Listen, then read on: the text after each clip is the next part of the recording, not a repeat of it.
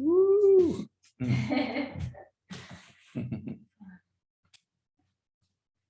Welcome, everyone. So glad to have you all here for our last class of the Summer Herbal Speaker Series through Sky House Herb School and Apothecary. And I'm here with two wonderful astrologers and plant enthusiasts, and they come from different backgrounds. So we're going to be talking about astrology, herbs, specifically focusing on our summer signs. So Cancer, Leo, and Virgo. But I know for some of you who are maybe joining in today, you might be newer to astrology or you might be newer to herbs. So I thought it'd be really nice just to hear from each of our guests, Achyuta Bhavadas from Nightlight Astrology, and Matthew Wood from the Matthew Wood Institute of Herbalism. And they have a lot of other skills too, but that's the short bit. And just to hear kind of how they came to bring together herbs and astrology, because I know a lot of you know my husband, who is an astrologer. That's your professional full-time gig. But yay! That is a gift, right? But you know, how did the plant part come to you? And then for Matt, we all know Matt is an established herbalist, 40 years of experience. I think I have all of his books, waiting for the next one. And Almost. almost. But we often, might not realize that Matt is also interested in astrology. Yeah. So let's start off with Achyuta. How don't you tell us how you came to astrology and herbs together? Sure. Yeah. And it's interesting because my path with astrology crosses over with herbs at several key points because of Matt. Or I should say, is the development of my astrological journey took some really interesting twists and turns because of some people that Matt introduced me to, which I'll mention in a minute. But at any rate, yeah, I was, in my early 20s, I was kind of experimenting with drugs, sex, and rock and roll, the other holy trinity. And during those experiences, I, kind of stumbled into having a mushroom experience, psilocybin and mushrooms. And it was not, every other drug and thing I was doing was really just about getting high and like having fun. But this experience was very clear to me, for example, that the mushrooms as a plant had a personality, that there was a spirit or a presence or an intelligence that was there in the plant, and it was talking to me, and it was alarming and scary and amazing, sort of all at once.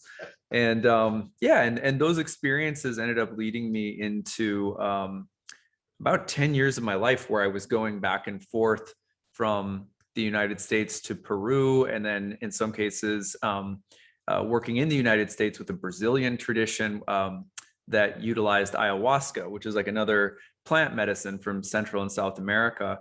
And, same idea that the traditions down there look at plants as spirits and, beings who have intelligence and wisdom. And they're really the ones guiding the shamans and telling shaman is not maybe the curandero or ayahuasquero, but the healers that work with the plants are being guided, by the plants to know what to do or what medicines to use. And in the Amazon, and so I started off with plant medicine being the gateway for me to astrology, because during those altered states of consciousness, one of the things that comes up is this archetypal language, this idea, this doctrine of signatures, the idea of correspondences in nature and the way that a plant looks and what its intelligence or its gifts might be. And of course, that carries over into things like animals in nature and stars and planets. And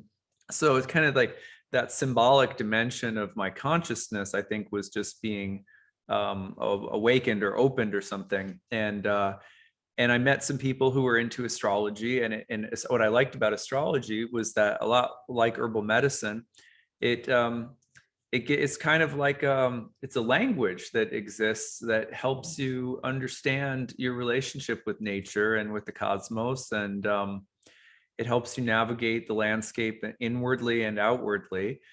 And I just really got hooked by astrology. Also, yoga came into my life at the same time, so that's really how it came into my life. But then I'll just add this in quick. I started off in astrology like a lot of people, just with whatever I could find that was available. Mostly we call that modern astrology, which is going to be the astrology of like the past 150 years. And there's a lot of that came out of the marriage of or the emergence of depth psychology. People like Freud and Jung, and they took an interest in the old Greek myths as metaphors for psyche and the old gods and stuff like that. And Jung had kind of gotten opened the Pandora's box with astrology. And so a lot of modern astrology is really, kind of psychological in nature. And that's how I got into it. And then maybe 4 or 5 years in, not even, I think it was like 2 or 3 years in to practicing full time. We were here in Minneapolis and we went out to lunch with Matt, and Matt said, "Hey, have you checked out the work of Project Hindsight and Bob Schmidt and Ellen Black?" We were in Maryland by then. We were in Maryland. Yeah, we were in Maryland. Yeah. And that's where they are. Yes, and it's because they were nearby us in Maryland. That's right. And I was like, no, who are they? And Matt was like, well, they're working on uncovering, researching, interpreting, and translating the ancient source texts from, the last 500 years BCE. This emergence of Hellenistic astrology, and it's really where the astrology that we know of today came from. And you should check them out. And so, 6-7 years later, that's now what I teach and what I practice because I did what Matt said and totally, I threw myself into Bob's work, and just had the really good fortune before he passed of spending a little bit of time with him and researching, everything he did and wrote, and the source texts and the way that he taught us to think about ancient astrology. And so that's how my path unfolded. Matt was a critical part of it, because I never would have. I actually, someone else down the line said, "Hey, have you heard of Project Hindsight?" I said, "That's who Matt told me about. That's 2 people. So now I gotta go." And so anyway, that's a bit of the story. Oh, that's great. And I love the cross weaving, the mycorrhizal network underneath how the mush up. Yeah, and that was also connected. But we have to pay attention to it. We got to follow those threads for those things to happen. So the law of follow through. The law of follow through. So Matt, how about for you? How did astrology weave into your practice of herbalism? Well, I gotta say, like, Achuta's story, like if you took a kaleidoscope and mixed it all up, it'd be the same thing pretty much. I didn't actually do a psilocybin, but when I was 13, summer of '67, which is kind of the summer that blew up, the hippie summer, and someone gave me a copy of the Teachings of Don Juan by Carlos Castaneda, and that describes his experiences with psilocybin and datura, which have extremely different personalities. And right away I got, oh, plants have personalities, and oh, they're more reliable than human beings because they got the same personality for 200 million years, whereas we have, we're from second to second, we're changing. So that was highly influential. And then, oh, plants have personality. By age 17, I was studying herbalism, and 18, I had good botany. I had a good botany professor, and I studied botany for a while. So then I needed a language of energy patterns, energy types. And actually at that time, at least the first Stephen Arroyo book had come out, maybe the second, and he used the phrase, I've tracked this down, energy, astrology was a language of energy. Maybe he said patterns of, he used energy, but not energetics, but it was that first. And he got that, I tracked it further down to his teacher, that guy who went to India, that osteopath, naturopath, I can't remember his name now, but at any rate,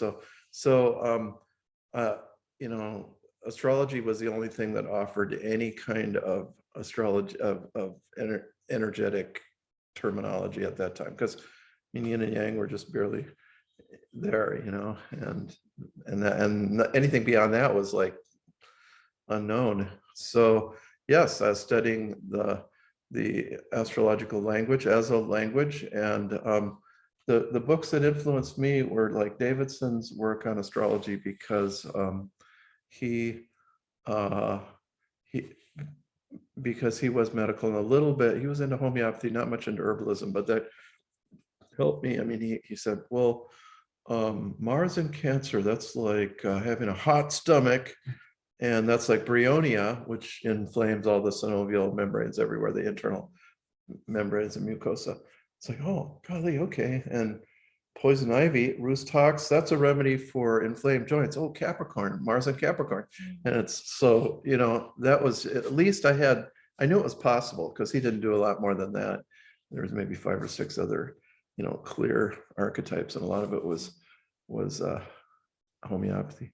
In fact, I couldn't understand herbalism at first, and maybe you might have had the same experience, although you came on the scene a little bit later, but there just were no good books. It was before Michael Tierra's Way of Herbs, which was the first kind of renaissance of herbal medicine. It was, you know, Moncrief and just Jethro Kloss, Back to Eden. yeah, which is like existed in another time and place when medicine was different.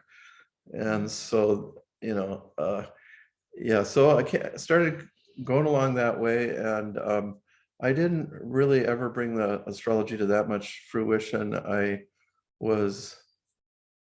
can read a chart fairly well, but I haven't incorporated it into my work. So I was pulse diagnosis and tongue diagnosis and things like that. So yeah, so then eventually, I don't know, 30 years later, then eventually I got to try some psilocybin, but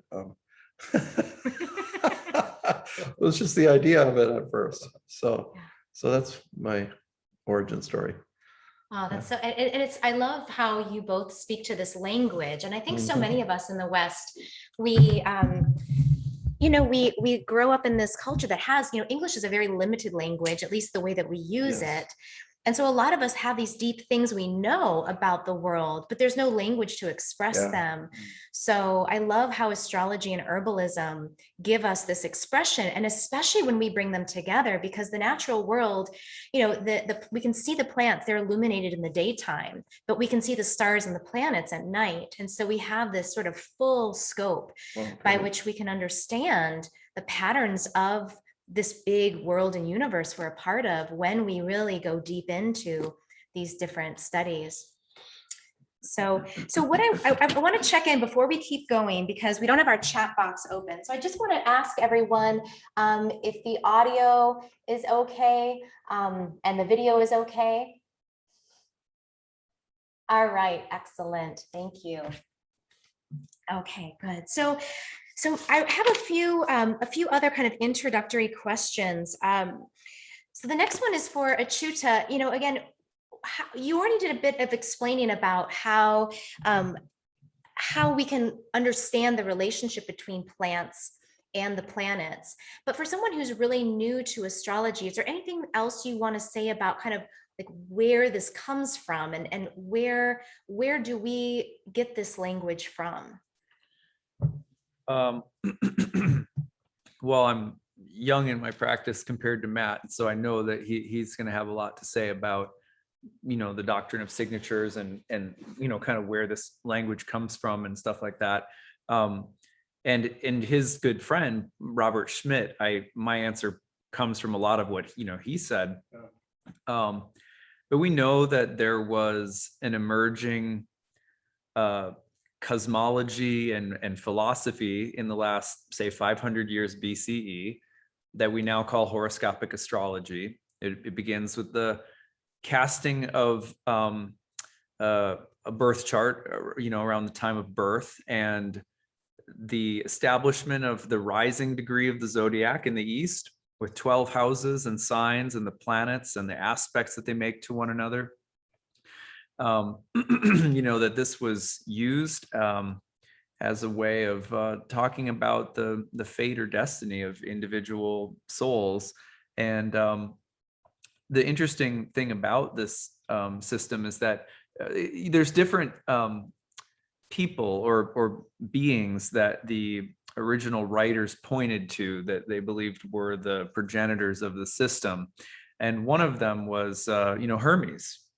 And if you read a little bit, even there's the Tarcher Classics edition of the Hermetica, which is very accessible for beginners. I did like a little series on my YouTube channel about it. Even if you read that, you can get a flavor for what the Hermetic worldview was like. And there's really a correspondence between all things that, as above, so below, as within, so without. So the worldview was that, the planets were the indicators or omens of the gods, that they gave signs, and that nature itself, was capable of giving signs. So a bird might be a bird and it's its own entity. It's not like it's really your grandmother, but it also could be a sign or indicator that has some correspondence to something that perhaps connects you to a deceased relative or something like that. Or what I love about this system is that it really seems to run on a correspondence between things and a symbolic way of thinking, an imaginative symbolic dimension of reality that isn't, some people think if you use the word myth or imagination, they think of something that's unreal or, something like that. But this worldview seems to say the opposite. No, it's actually real. It's just a different, like epistemology. It's a different way of knowing truth, or it's a different way of speaking or understanding things.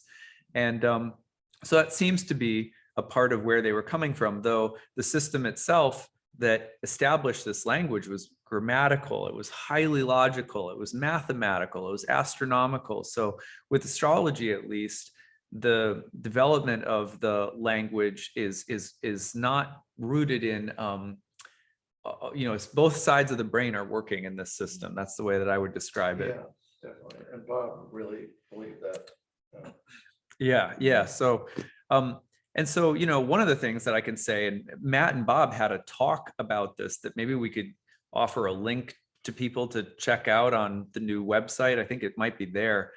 But we know that in the last 500 years BCE, in some of the places where astrology was first being taught, we know that medicine was being taught, and that herbal medicine would have been in very close proximity, if not happening at the same time as the advent of this system.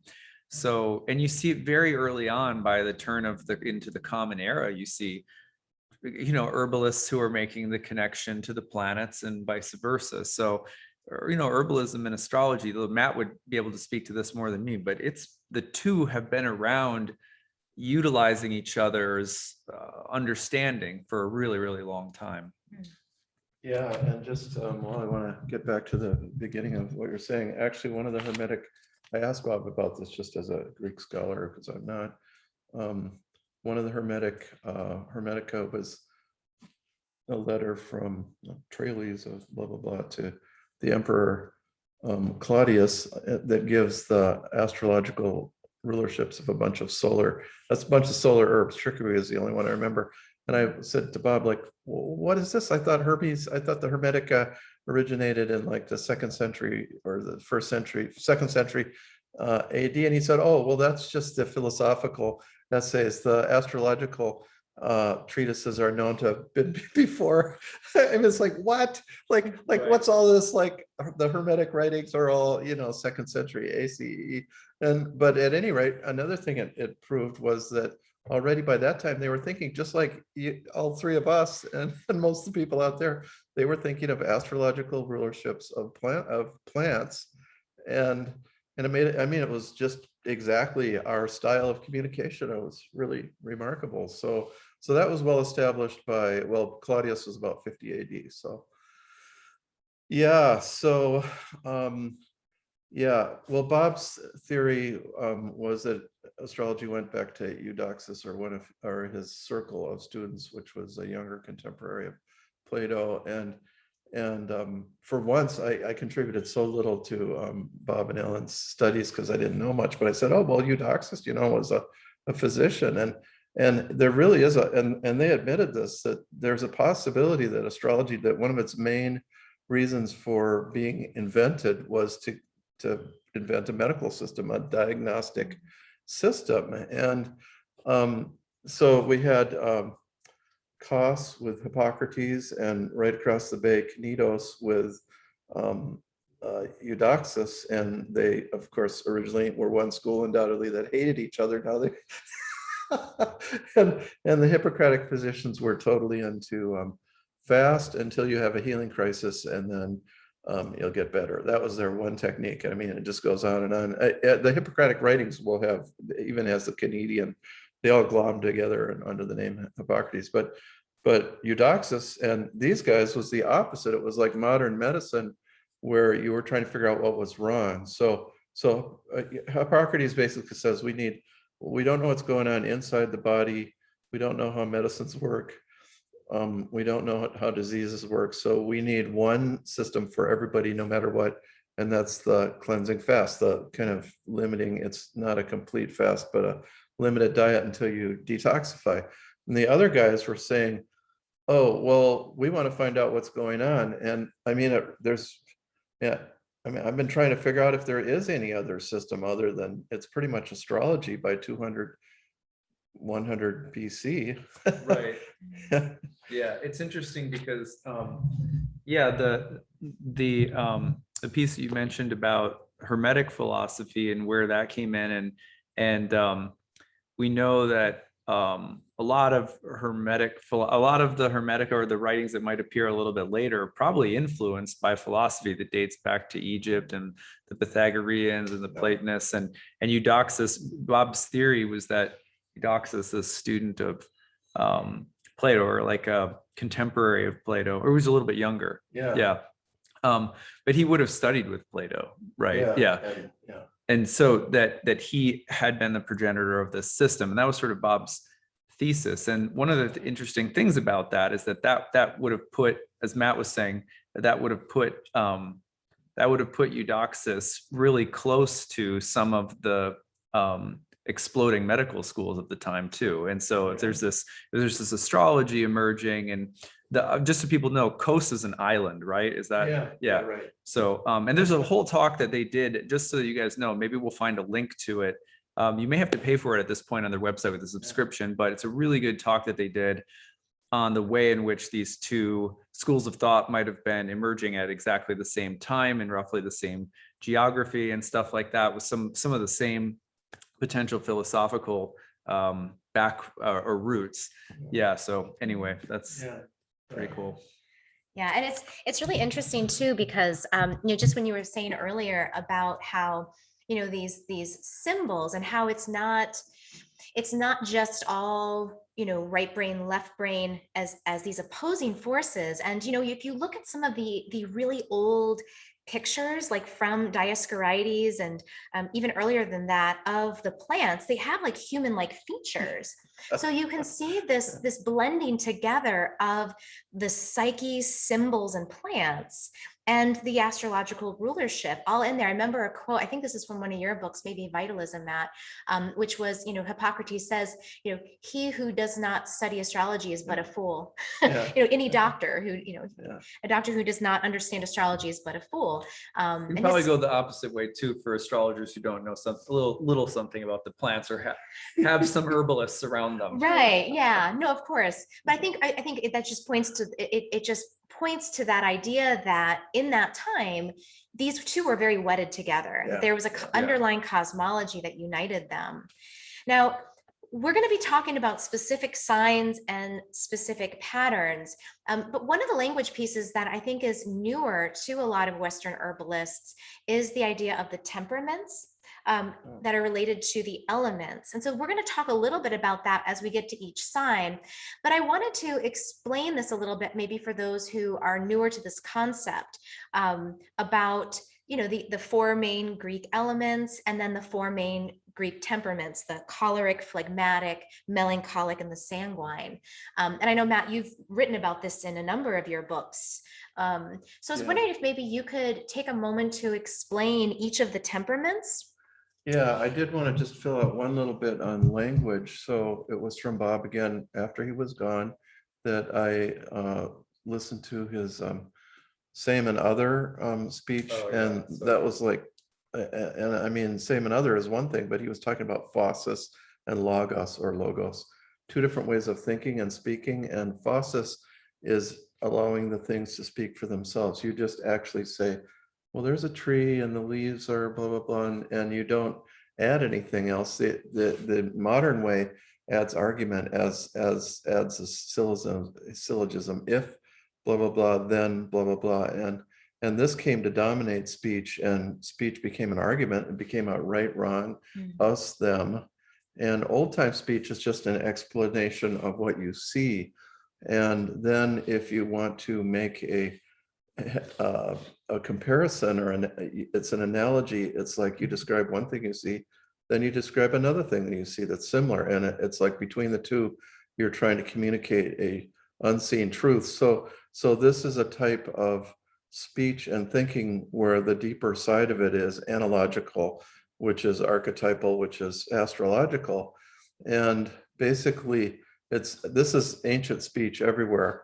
And very much you'll find it's Native American speech, and until the white man got there, that they just say exactly what they saw, and they won't go, you can't get them, well, I wasn't in that part of the battle of Little Bighorn, you have to talk to so-and-so, because it's speculation for me to say anything, or even a lie. So this is phosis, and phosis implies astrology in a way. And then we have logos, and you can't really get to astrology without mathematics. So you have the two merging together. And way back to Wither and Wentz, about 1998 or so, Bob says this astrology had to originate in a time period when they thought both ways, although he didn't describe phosis then, he didn't always use that term, but when they could think both logically and analogically, and then prophetically, then 15 years later, I mean, he must have been looking for it, then he has it figured out. To that time period is really Plato, Eudoxus, Aristotle, right in there. That's the time period when those two ways of thinking and speaking are equal and are very much emphasized. And I began to realize those guys were, I mean, they weren't just geniuses, but to be able to think about the mind and how to think, it's like, whoa. Yeah, totally. Absolutely. Yeah. So those are also the kind of gems you'll find in Robert's stuff. So, okay, so which is one translation of phosis stuff, the phenomena. Okay, so what was your question there? No, I just, as we make this bridge into the signs and their patterns, just the language around the temperaments. Like, why is this important? And, what are the temperaments? How does that help us, talk about these patterns? Yeah, there's pros and cons here. So just again, the development of things. So Empedocles who's the generation before Socrates and Plato, he is the first to say there's 4 elements. Well, that's, because no, there's 2, no, there's 3, no, there's just 1, and 4, and I mean, you could say there's just 1 or 3 or 4, but or 5, but so he says that and defines it, and Plato picks up on that. So we have that, and then we have the temperaments come in. Again, I like to date all this because it gives a perspective. So Hippocrates was a historical figure, but the Hippocratic writings are attributed to a lot of different people. And it appears that Hippocrates himself was more this, we don't know what's going on in the body, we don't know what the disease, so we need one thing, the healing fast. Well, then the essay on the nature of man, or on nature, which is where the temperaments are introduced, is his son-in-law, it appears. His son-in-law is Polybius. This essay is attributed to Polybus. The I is left out, but it appears to be the same person. So it's even like you're seeing he disagrees with his father-in-law. Wears the mantle of the school, but but he's already different. No, we need to know the temperaments. So that, of course, is the four constituents, the major constituents of the body. So you might say, well, why is there four? Well, it's because, see, if you're an ancient doctor, what comes out of the body? Phlegm, choler, or uh, bile, yep, blood, and the black bile darkening thing. So you have a bruise, that's a black bile, or so these are, except for green, this covers all the colors of things that you see coming out of the body. And I think green is bile is often green too, so maybe that was covered there. But so in one way, I think the temperaments rose out of just observing the fluids and what came out of the body and how the body was colored in people's countenance. And they must have been analyzing, well, he's turning green, or he's turning yellow, or whatever. And of course, red. You guys as parents have seen red in your kids' faces and stuff. Tantrums, trying to feed them certain things. Yes. Yeah. And so in that way, it's a natural development. And another way, it's metaphysical. It's like relates to earth, air, fire, and water. But there is this disconnect. Plato, earth, air, fire, and water for him are fire is heat. Air is, I think air is dry for him. Water is dampness, and earth is dry. Yeah. Let's see. So air is, it's different than Aristotle. Aristotle combines. So there's qualities. Yeah. Aristotle combines. Primary and secondary qualities. Yeah. Fire is hot and dry. Right. Yeah. Earth is dry and cold. Yeah. Earth is cold for Plato. So there's a disconnect there. And as far as I can tell, and I did talk to Bob about this again, that the medical doctors and the astrologers took different routes here, even though they were related disciplines. I don't know if this is true, but it seemed like the astrologers were more just into hot, cold, damp, dry, related to the elements. Right. Yeah, which he said, well, that's the Stoics who remained true to the Platonic view, whereas the doctors tended to use fire is hot and dry, air is dry and damp, water is cold and damp, earth is cold and dry, and they stuck to that. So there was a divergence there. And I do think the astrologers were onto what was more practical and correct, because Aristotle is very conceptual, and fire is hot and dry, and it's kind of like, yeah, fire is just fire. as Empedocles said, when there's a volcano, that's what you see coming out of the earth, but so those are kind of, so these are, it's not just a neat origin totally. So then the temperaments fit the Aristotelian method, or were fit into that. And so blood is hot and damp. Choler, bile is hot and dry. So they're the fighters, they're dried out, ready to go. And actually, I do have to say, so Judith Hill and I don't know what your opinion, Judith Hill and I went over this, and we did not feel that the humors fit the elements exactly. Yeah. I would agree with that. Okay, good. And for those of you who don't know, Judith Hill is a medical astrologer who's well known in the field. Yeah. And Matt's good friends with her. Yeah. I'm kind of relieved on that, because a pragmatic person, a pragmatic astrologer has to say this, just you can't, the air signs are not what is there, damp, they're not damp, Hot and moist, or whatever. hot and moist. Hot and damp. Yeah, right. And then there's other problems too. So the systems don't exactly fit each other, but there's still a good language. And I'll just throw out one thing, I still haven't kind of nailed it down, but there's always been, we know what the blood is the red humor, the bile is the yellow, the phlegm is the white, but the black bile, there's no analog. Well, I was studying the spleen, and where is serotonin stored in the spleen? And I mean, serotonin really fits the definition of black bile pretty closely. Associated, and Is that the melancholic? yeah, Yeah, interesting. yeah. But if you get the two extremes with serotonin too, if there's too much or too little, you can get depression on the one hand or nervousness on the other. And they did associate nervousness with the black bile. So I actually think that's a real substance too. But even if it's not, it's like a bruise. It's like the blood that's coagulating. It's got its place. So that's my long answer to that question. That was perfect. Yeah, I mean, these are concepts that I think are not often described and understood where they come from.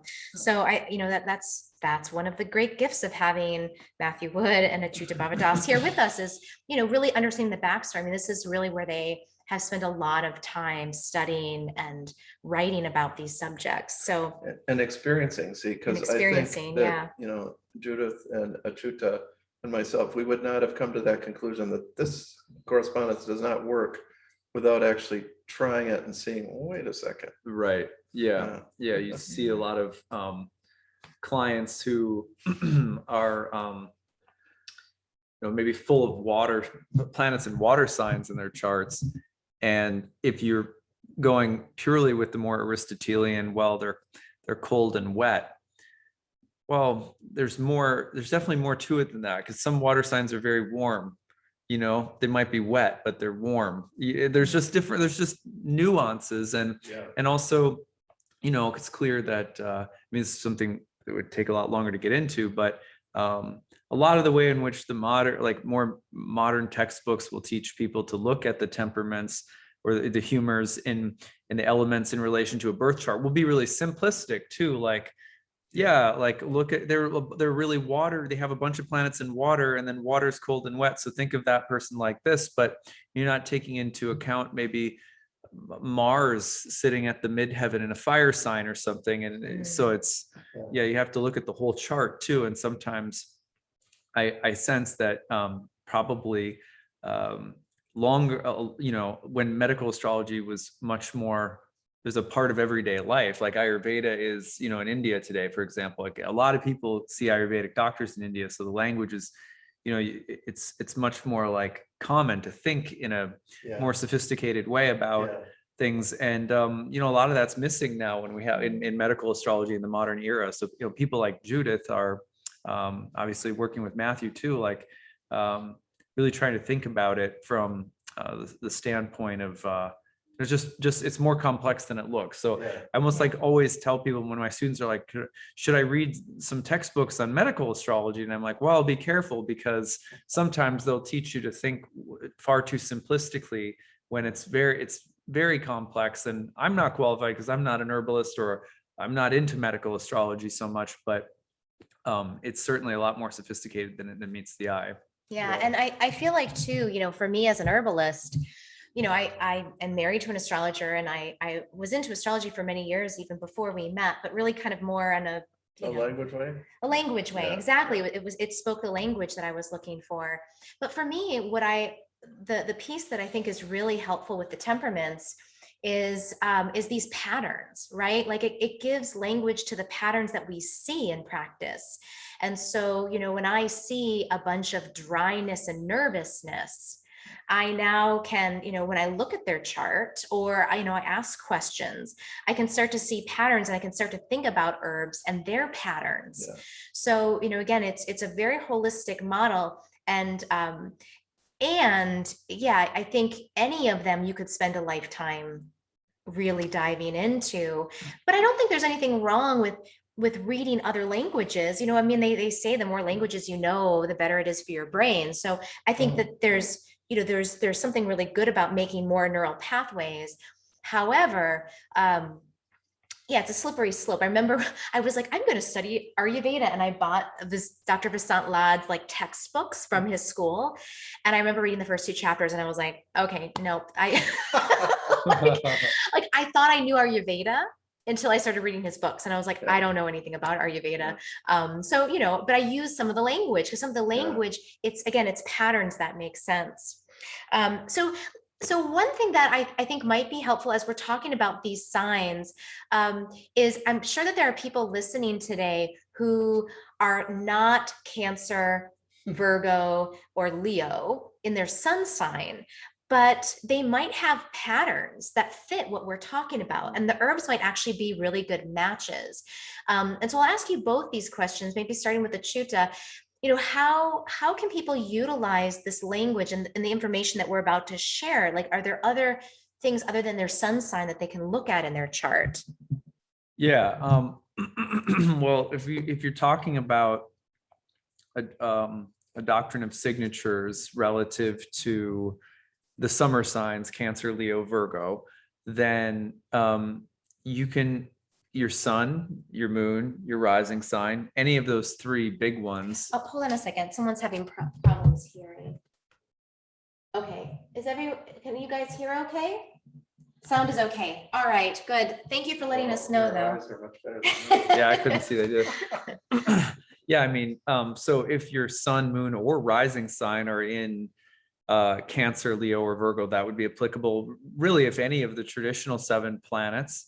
So that would include the moon and sun, Mercury, Venus, Mars, Jupiter, Saturn, even the nodes of the moon, if you are into Indian astrology a little bit. But so any planet in these signs, or if these signs occupy the midheaven in your chart or something like that. So, but even more broadly speaking, because of the way in ancient astrology that signs become places, they become what we now call houses. So they become places, and then the planets whose, like Cancer is the temple of the moon and the exaltation of Jupiter, right? So even the moon in your chart, depending on its placement, if it's not in Cancer, Leo, or Virgo, when we talk about Cancer, in a sense, we're really, a lot of the signatures we're talking about are it's moon stuff. Mm-hmm. So if you're talking about Leo, it's sun stuff. And if you're talking about Virgo, it's Mercury stuff. And also, if you know the dignities, for example, if you know that Cancer is the place where Mars is depressed, if you know that Virgo is the place where Venus is depressed, if you know a little bit about what planets do and how they act and behave in those 3 signs, then a lot of the times the information that the signs are giving us on the level of the body or the mind, or psychology or medical information, or whatever herbs that might go along with, are going to be applicable because everyone has Mercury, the sun, and moon somewhere in their chart. If you struggle, with certain advice that you might give based on the sign of Cancer, may be specifically good for people who, they get, like, because Mars is in its fall in Cancer, maybe people that tend to have agitated moods and temperaments because of a Mars in a water sign in their chart might still benefit from some of the wisdom of the herbs associated with Cancer in the moon. So it's much broader than needing anything to really be in those signs necessarily, because of the way that the correspondences work. So typically, as far as I've met, like someone like Judith, they're going to be making associations based on those planets, those dignities, those elements to other places in the chart. They might be pulling wisdom from Cancer, and you have no planets in Cancer, but you have a very active moon, so something like that. Yeah, she even counts if there's no planets in a sign, just because it's empty there, it's in an angle relationship with another sign that. So even empty signs for her are significant, which kind of is beyond what I can manage. Yeah, I mean, yes, some people's their associative networks are really impressive. Yeah. And is there anything else you want to add to that, Matt, about how people can use? Well, let's see. So actually, this is a great 3 signs to consider, because yes, Cancer is very lunar, so we can talk about the lunar herbs, which are, I really said, I had to say kind of in my other classes with Judith and other instances that if you don't know much about medical herbalism, if you can just simplify it all down to the herbs of the moon and sun, that you can get by with, because the lunar herbs cool you off and they moisten you, and they're the mucilages, and they're just cooling, and then the solar herbs are warming and vaporizing, so they're slightly drying. They're drying in a nice gentle way, they're not like Martian herbs that are real hot, So something like they're not like cayenne, but more like rosemary. And then Virgo, it's only when I was teaching with Judith, I had dismissed the Gemini, the Mercury rulerships, because it's not all Mercury. Gee, what can that have? What kind of power does that have in herbs? Well, it's very powerful actually in the ancient astrologers, and it taught me a lot. That's where the herbs are that are piercing, that open the holes that, diaphoretics and diuretics and various things, and send the blood out to your feet. And so we get a third type of quality that's very valuable in Virgo and Mercury. And Virgo, think of holes like the digestive tract. It's like either too open or too shut. So there you are with your Mercury plant. So it's a excellent three signs to begin the discussion with. Yeah. If you think about it, in the in the Thema Mundi, which is like this chart of the cosmos, that was like a chart that the astrologers used to illustrate all different kinds of doctrines about the language. And the sun and the moon, we're talking about Cancer, Leo, Virgo. But if you look at it from the bigger picture, Cancer and Leo's, the signs that flank them are both Mercury's signs, Gemini before and Virgo after. So that what Matt was just saying about Mercury being Mercury sits on the ascendant in the first house, and which was called the helm, or like the rudder of the ship, and sits on the horizon between the above world, which was the sun's sect, the diurnal, and the below, which was the nocturnal or the lunar. And so you have Mercury sitting on either side of the sun and the moon in the dignity scheme, or the rulership scheme.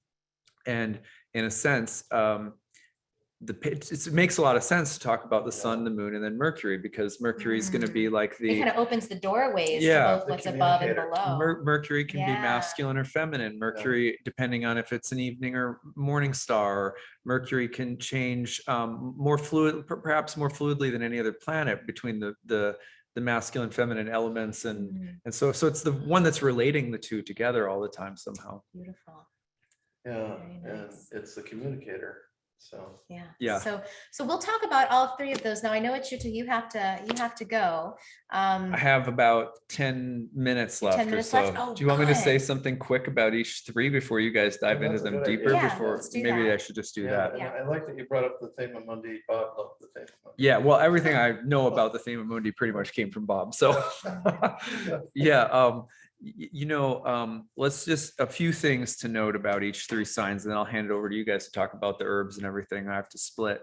So one thing that's really nice to know about Cancer is it was called, dating way back, it was called the gateway of mankind, because this is probably associated with the flooding of the Nile, and in the summer, and you get to the summer solstice at the start of Cancer, and this was actually the beginning of the descent of light after it has reached its maximum, its peak. So the arc of the sun and the ecliptic is starting to come down every day. And the moon was the planet that was said to rule the sublunary sphere. Now, the moon is the ruler of Cancer, or the host. And so the idea of the arc of the sun being closest to the pole star, and then starting to come down to the southern horizon, which is the Earth plane. And the moon is the kind of the planet that sits on the gateway between the gods and the Earth. And so here's the sign that represents the coming of the light down into the Earth. And so the moon is the disseminator of all the planetary lights, and it's the one that guards over the, or kind of is the threshold keeper between the gods and humans, and the spirit entering into matter, into the material energy, and taking plant and spirit entering a plant or a tree or an animal or a This human is the being. womb correspondence. That's right. So you have Cancer as the gateway, very old, even before horoscopic astrology was called the gateway of the gods, or the gateway of mankind, and it has to do with the descent of spirit into matter, and the moon being the reflective light. And in the alchemists talk about silvering your consciousness before you can get to gold.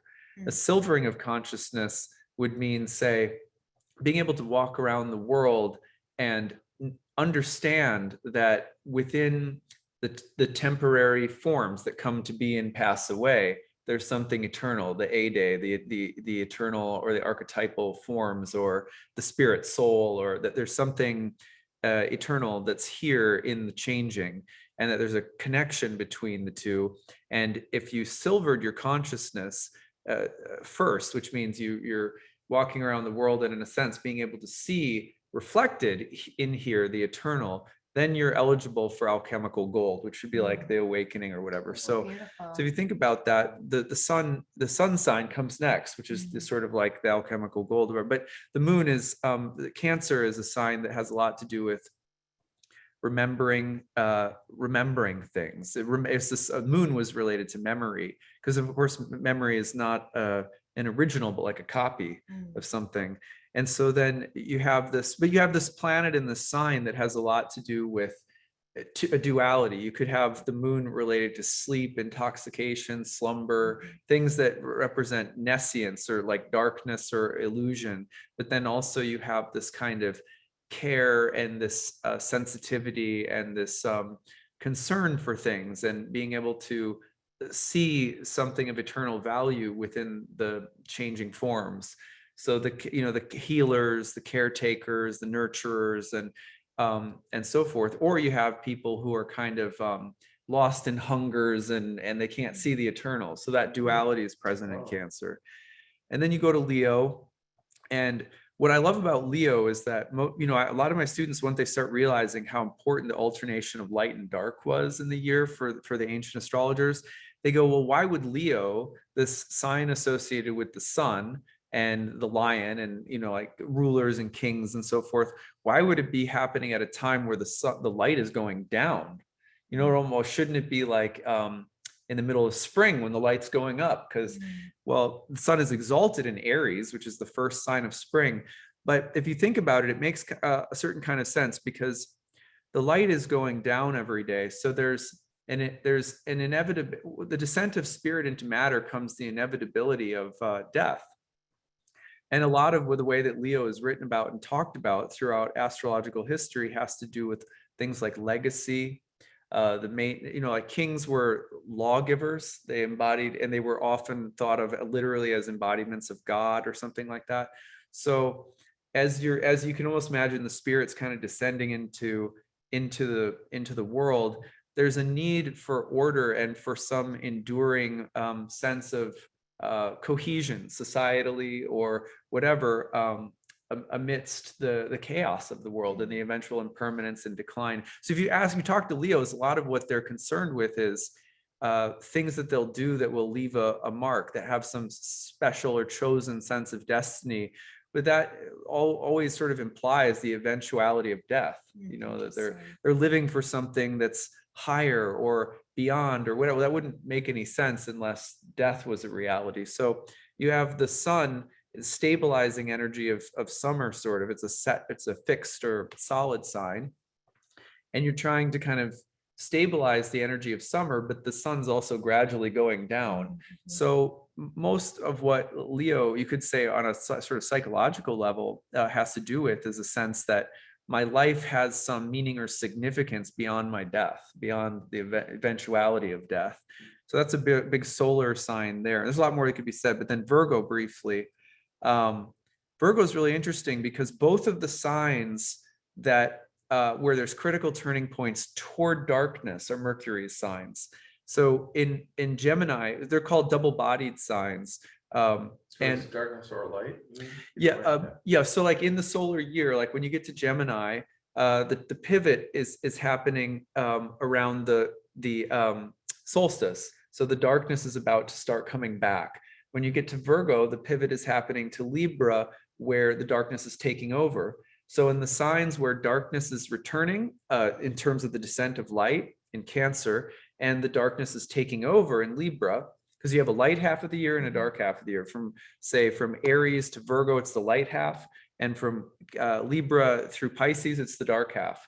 So in Gemini and in Virgo, critical turning points are happening where darkness is either returning or taking over. And that one of the things, the way that Bob talked about Mercury that I loved, is a Mercury ruled sign, is that Mercury takes things, especially like certainties, and puts them into question, or takes things that are cohesive and somehow pulls them apart and throws them up in the air and says, well, what is this? And why is it here? And so there's a naturally like deconstructive element to Mercury, like a divine magical chaos quality to Mercury. And then if you look at the opposite signs, you know, Sagittarius and Pisces, those are the Jupiter ruled signs, right? Yeah. And those come at the time when light's returning and going to Capricorn where the light starts rising, Pisces going to Aries where the light takes over again. And what's Jupiter all about? Certainty and cohesion and, you know, like bringing it all together. So the two are like a dyad, you know, taking things apart and putting them back together. And so they, all the planets, they all work like that. But in Virgo, Reminds me of Phocis and Logos. and Lagos, yeah, exactly, exactly. So and you know, in Virgo, when you're preparing for the fall equinox, that's the scales, right? So the double-bodied signs were said to be of some of the nature of the previous sign and the next sign together. And so the scales that Virgo approaches would be the harvest moment and the moment of judgment and a moment of like discernment or evaluation.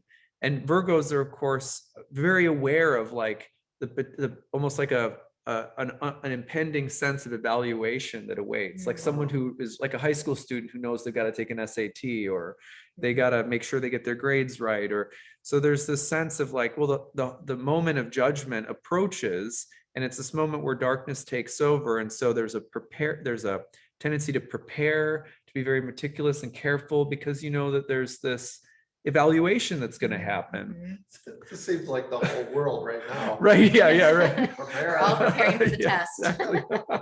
So, yeah, I mean, and so the other thing that's interesting about Virgo is that you're going to have sometimes that sense of preparedness. Libra shares some of these qualities. Is it a superficial preparedness, or is it an interior one? For example, in the Hall of Mut, one of the images associated with Libra is the Egyptian weighing of the heart against the feather. Yeah. Well, there's no way literally that a heart can never weigh less than a feather. So what does that mean, right? Well, that's one of those images that, you know, sometimes I'll see my Virgo clients struggling with in their lives. You know, it's like, you know what I mean? It's like, well, no, what does it mean to have purity or preparedness or to be effective or good at something according to the way that something is measured rather superficially or externally, as opposed to finding some inner sense of integrity about something. Like a lot of Liz Green wrote this, that, you know, there's in archetypal psychology, and it's not really appropriate to use these words anymore, but it used to be called the virgin whore dichotomy. And in literature, I studied this when I was in grad school. So you see people like Mother Mary pitted against like Mary Magdalene, you know, or stuff like that.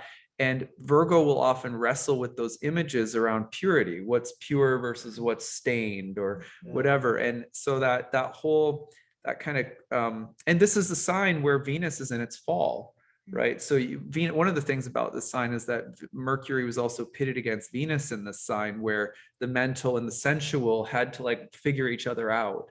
And also because you're turning this corner where the results and the work you've put in will be judged, but you're trying to make sure that, remember in the Greek world, right, like, or at least Greek speaking in this philosophical world, the result was not just immeasurable, because truth and beauty were together. You know, if it was true, then it was beautiful, and it was true, it was good, and it was, that was the way they thought about things. So they're trying to kind of marry. That's interesting, because if you go further, which we won't, but if you go further, then in Libra, you're dealing with Venus's sign, but Saturn's exaltation. And so there's more comparisons between what's Saturn was the ruler of feigned appearances, you know, so Libra ends up dealing with something sort of similar.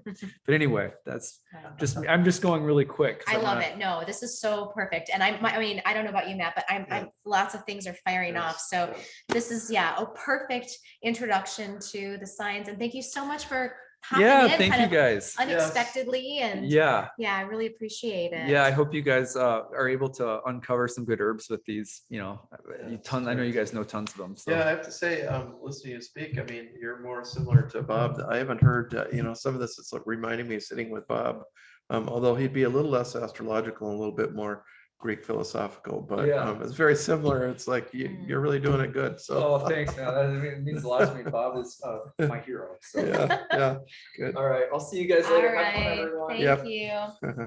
All right. Well, we're going to do a little set change here. I'm just Yes, going we to do move need this to. chair. Oh, and now I can drink my dandy blend. It's sitting over here. It's probably Yeah, cool right. now, but So should we move these over a little bit or? yeah, let's do that. Actually, we can just move move this side out of the way. And these guys. All right. All right, yes. Behind the scenes at Sky House Herb Yes. School. Okay. Well, this was, I mean, this was such a great introduction, and I have was. a ton of notes, you know, that I just as things that we can speak to. So let's start with Cancer and make our way through these 3 signs. Now, again, what Achyuta was mentioning was, you know, Cancer is, Cancer is associated with the moon. So we've got a lot of these moon qualities. Yeah. It's associated with the element of water and the quality of yin. Yeah. And then the temperament, which we talked about earlier, is phlegmatic. So it's that watery, It is, mucusy, yes, it does fit with holding. that. Whereas you wouldn't say that Scorpio, another water sign, is not very phlegmatic. Yeah. But it's true for Cancer. Yeah. And Cancer, in Greek astrology, Cancer rules the stomach, the breasts, and the womb. Yeah. And so those are some of the things when, you know, for us as herbalists, you know, when we think about these patterns, you know, we think about these body parts, and we think about what are the afflictions that happen, and then what are the remedies that would be helpful here. So we're not going to be saying, oh, we're going to use Cancer ruled herbs necessarily. At least that's in my practice. It's really more, okay, what are the qualities associated? What are the patterns happening in the body systems?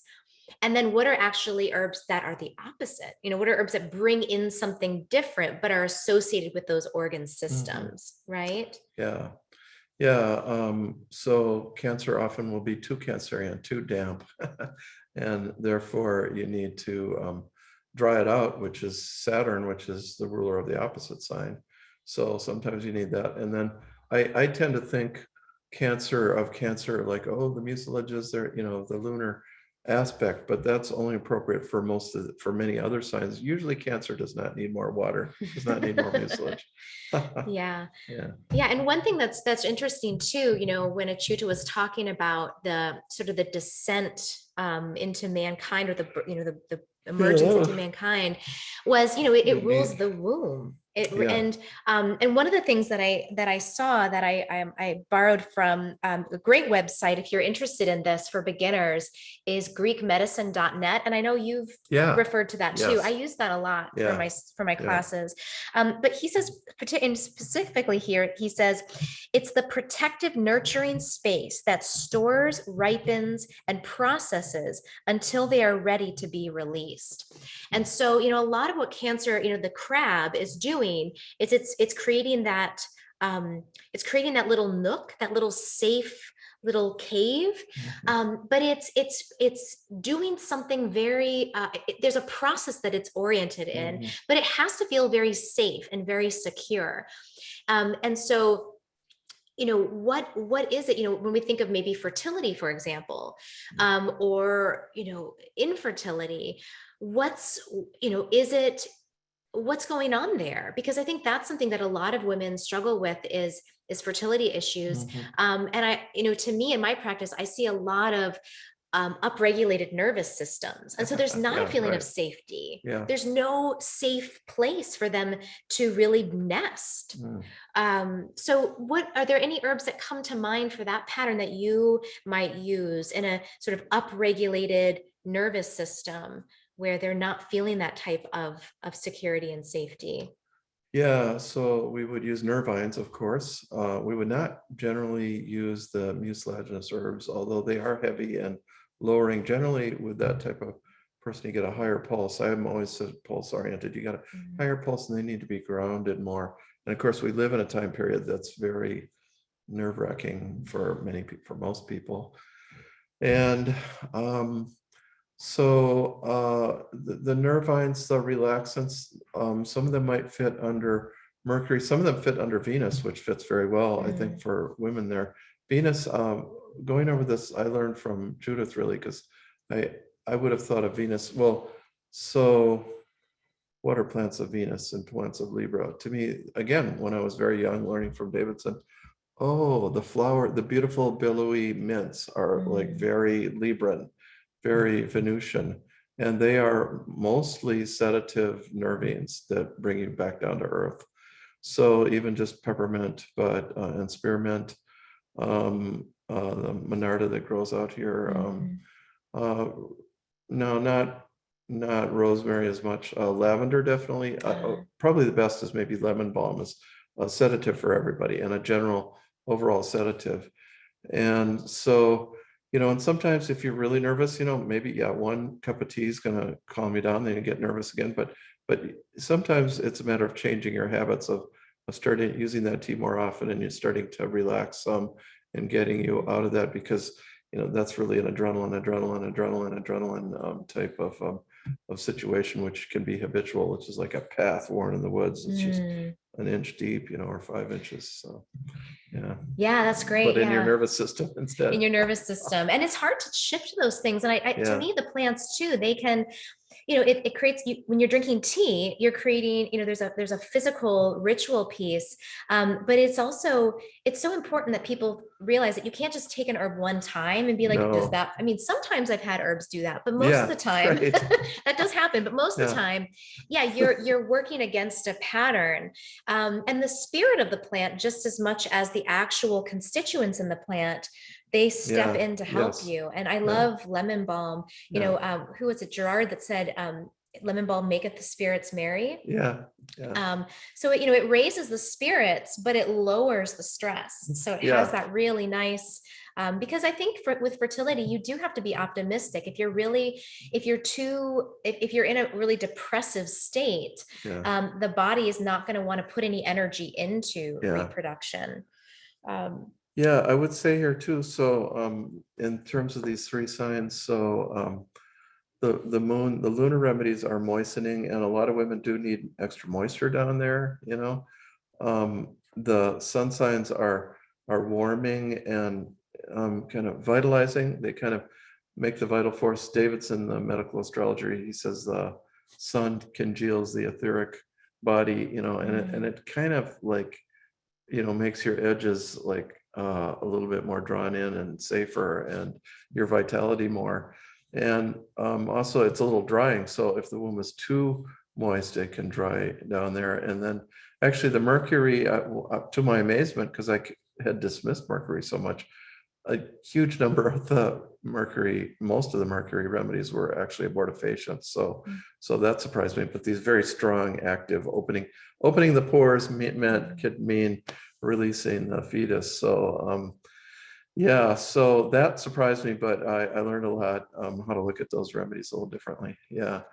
And Mercury rules Yarrow, right? Is that right? No, well, there is a strong, it is piercing. And I actually came to that conclusion. It's funny. We must have been thinking, I don't know, this last week, you must have communicated, because I would have said, oh no, I don't think so. But actually there is a very mercurial quality, but it's traditionally given to Venus, which really doesn't make a lot of sense. And it's very martial, and it's very much for fever. It cools fever. Well, okay, by contrary, that's true. Herbs work by similarity and contrary. So Yarrow, by contrary, Venus cooling Mars off, whereas I guess cayenne could even help you in a fever. It would, kind of disperse the blood to the periphery, and it's used to cool people off in tropical areas to make you sweat. So it's working too, like treats like there. But so, and it's piercing too. Yeah. Yeah. So yeah, I can't remember what your question was. Yeah, well, I guess I was just thinking about, yarrow for Yarrow, yeah. cancer, because Yeah. also if we think about this protective, it's about boundaries. It's about Yeah. I mean, and yarrow is supposed to be really good. I mean, it has tannins in it, so it's slightly Yeah. astringent, but it also has a lot of those volatile oils, so it's very penetrating and it moves blood. And I remember you saying, I don't remember if this was in a class you taught or if it was in a book, but you said how it sort of opens and closes the gates of the circulatory system. Yeah, which actually seems a lot like what Chuta was saying about Mercury. Yeah, it's exactly. That's that was coming together in my head, and I was like, well, that's how I use yarrow too. It's like appropriate opening and closing of boundaries and because cancer also rules the stomach, yarrow is a great stomatic herb. It's really good for it has carminative qualities. And it's a protector too. It was used, by Achilles, and it has that association with protection, or the what is it, the healer's healer, or for the wounded healer and the healer's wounded healer. Wounded warrior. Yes, that it might be a really nice one there too for these patterns in cancer, just to tighten things where they need to be tightened, open where it needs to be opened, and just allow that exchange, which can be really hard for cancers because they tend to be more private, introverted, or at least that's one of the they tend to want to be a little bit more closed off, so it can help that exchange a little bit more, right? It is a complex herb, and it's, of course, I mean, I always think of it as one of the top three that I would, if I could only have three herbs, that would be one for sure. And I might disagree about the other two. Well, Solomon seal maybe. Then the third one I disagree on, depending on what was on the desert island, but but I would want yarrow to be one of them. And it's both cooling and warming, warming, which is unusual. It is very good for fever. It cools off, and yet it's predominantly a warming remedy. But the reason it's cooling is because it sends blood out into the periphery, out into the capillary bed, and that releases heat. So it releases heat even though it's a warming remedy. And so antifibral. When I passed a kidney stone evidently because I had blood in my urine one day last year, just for a day, middle of the night. Oh, gee, I woke up, you have blood in your kidneys. And I went to the bathroom, and then later in the day, whoa, quite a bit. And then it was gone. But, and part of it was I took yarrow thinking, it's an anti-hemorrhagic, but the comfort it gave my kidneys, it was like, wow, that is like probably second to, actual, women. That's the most comforting Venetian feeling that I've ever felt in my life, was what yarrow did to my kidneys. It was like, oh, that's so, and that within 24 hours, that problem was gone. So it did its work. That's amazing. Yeah. And it does have a comforting. I mean, I think it's one of those plants that most herbalists have, in their apothecary or in their pocket even, because it does so much. Yeah, now I'm thinking, so Judith said, help me understand the Venusian herbs or Venus, that it can be both warming and cooling, because Venus brings comfort. And so it's like, here's a cold water on a hot day, or here's a cup of coffee on a cold day. And so it can bring either one. So it's not as hot and cold. And I think you're pointing out, it's like damp and dry. It can do those things too. And there are Venusian herbs that are more in one category or another, but they tend to have that comforting quality, and normalizing. Maybe normalizing is good too.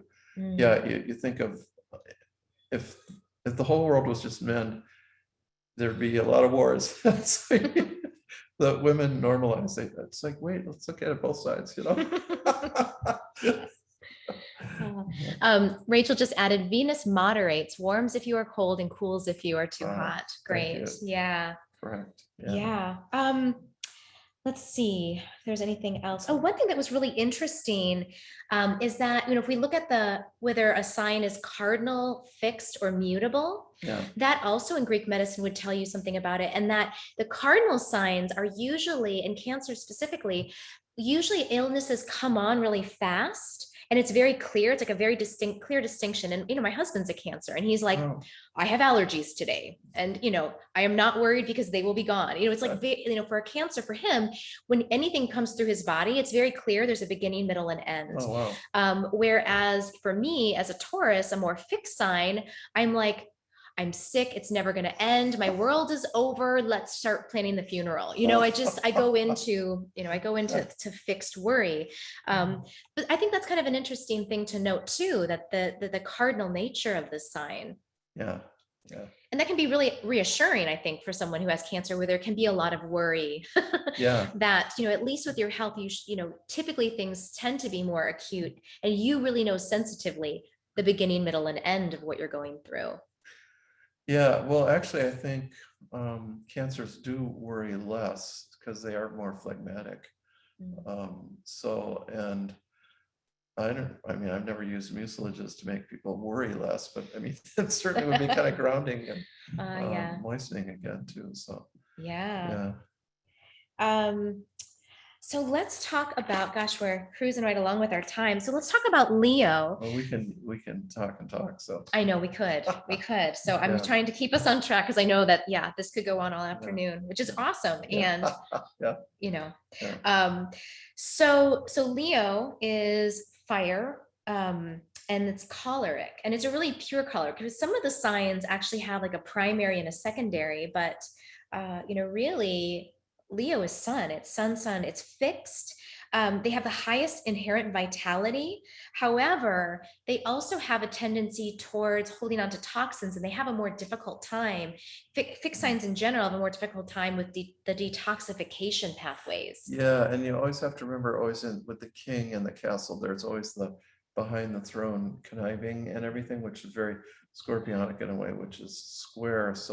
So they are more susceptible to toxins and this kind of what they don't see, So yeah, I agree totally. Yeah, like Mithridates and the poisoning. So there's that they do have to kind of keep their eye out for that.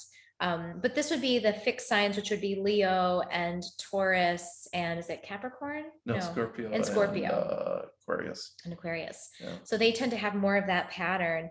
The organ systems that are ruled are the heart, the circulatory system, major arteries, and then the thoracic spine. Yeah. So do you want to talk about that a little bit? Yeah, well, let's see. So the heart in Greek medicine, often it's very useful to know your medicine of 0 AD or 500 AD because how did they look at it? And the heart stored the vital spirits, and they didn't really know about circulation the way we do, but they did know that the vital spirits went out from the heart to the tip of the finger, so to speak. So they were thinking in those terms, so that vitality constantly coming out. And if the Libran plants are like billowy flowers is one side for Leo, it's particularly the sunflower look, the Asteraceae, the Aster family. And they have that beaming out strength from the center sort of thing. I remember actually, let's see. I had a cough. I went to visit my friend Denise down in, she lived in Harmony, Minnesota then. And I was sitting there and she said, how would you like me to do a shamanic drumming for you? And I was like, oh yeah, okay. But I didn't even know what it was then. And so I'll lay down over here. Yeah. And she started drumming and I was thinking, well, is she going to say something or am I going to say something? And then boom, this image popped into my mind. It's this big bear with one of those pointers, to the blackboard with the rubber tip, pointing to a picture of a sunflower, big sunflower, superimposed on, it was a drawing of a sunflower on a human, or maybe it was a bear, the sunflower right there. And I had this cough at that time and I realized, it's strengthening to the chest. And I went out and I bought some sunflower seeds and ate them, and that cured this cough that had gone on for 6 months. Wow. I love that. Yeah, yeah, and then strangely, a month later, Denise calls me. Now, she had accidentally spilled too much bleach on the floor when she was trying to clean it and breathed it in, and that kind of eroded it out a little bit there. And she had this persistent cough, and it was kind of a bit of a dry cough. It dried her out in there. And she said, "What should I do?" And I said, "You need the sunflower seeds that I got." And so she walked down to the gas station there. It was a block away in her little town, and she bought it. She said, "Yeah, they really worked, even though they were reds." And Oh gosh, no. yeah, Oh, that's amazing. yeah. So strengthening the chest. I would say, yeah, the chest as a whole. I mean, really, the heart. Cancer rules the breasts but the chest in another way. But Leo, the kind of, the Tarzan chi, what do they call it in Chinese medicine? The chi of the chest. I forgot the Chinese name of the Tarzan chi. Oh, you know.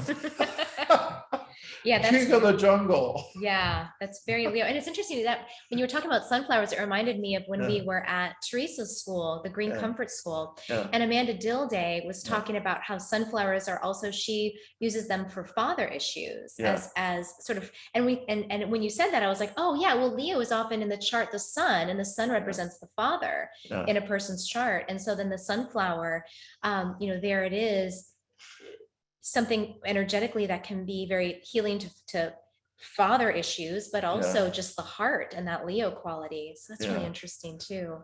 So arnica from homeopathy, we can use it as an herb. We don't use it internally as an herb. I would never do that. Actually, I've had enough people have problems with it, but not that I recommended it, but they called me out. But so externally, or the homeopathic internally. So that's like a bruise. That's like a blow to your vitality, to your aura, even to your ego, perhaps, or to your heart. Like one old doctor in the old days used it for these guys that go out and used to have and shovel their sidewalk and have a heart attack. Nowadays, everybody has their snow machine, but which is a good protector against having a heart attack. Would that work at any rate? So it's like strengthens the heart in that way. Goethe, he was dying of heart disease, and they did give him an internal arnica, and it did strengthen him. There's a beautiful account by him.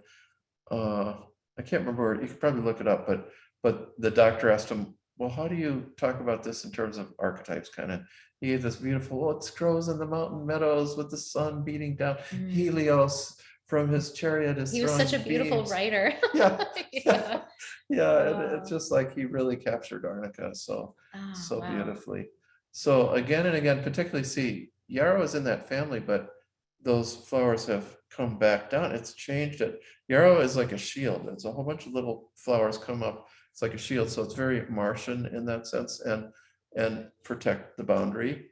And it's very much like elder, which protect the boundary. I would say elder, I don't know the official, it's hard for me not to think of it under Venus. I mean, it's, or at least Aries Libra. So it's very protective of the boundary, and yet very open, diaphoretic, and it's soothing and comforting. It's an easier, more comfortable antifibral than yarrow even. They are often used together. Yeah. In fact, I would kind of think of them as Mars and Venus together, but they also are kind of have a little bit of the opposite qualities. I guess that's what you need for good relationships. Right? Yeah. Oh, I love it. That's perfect.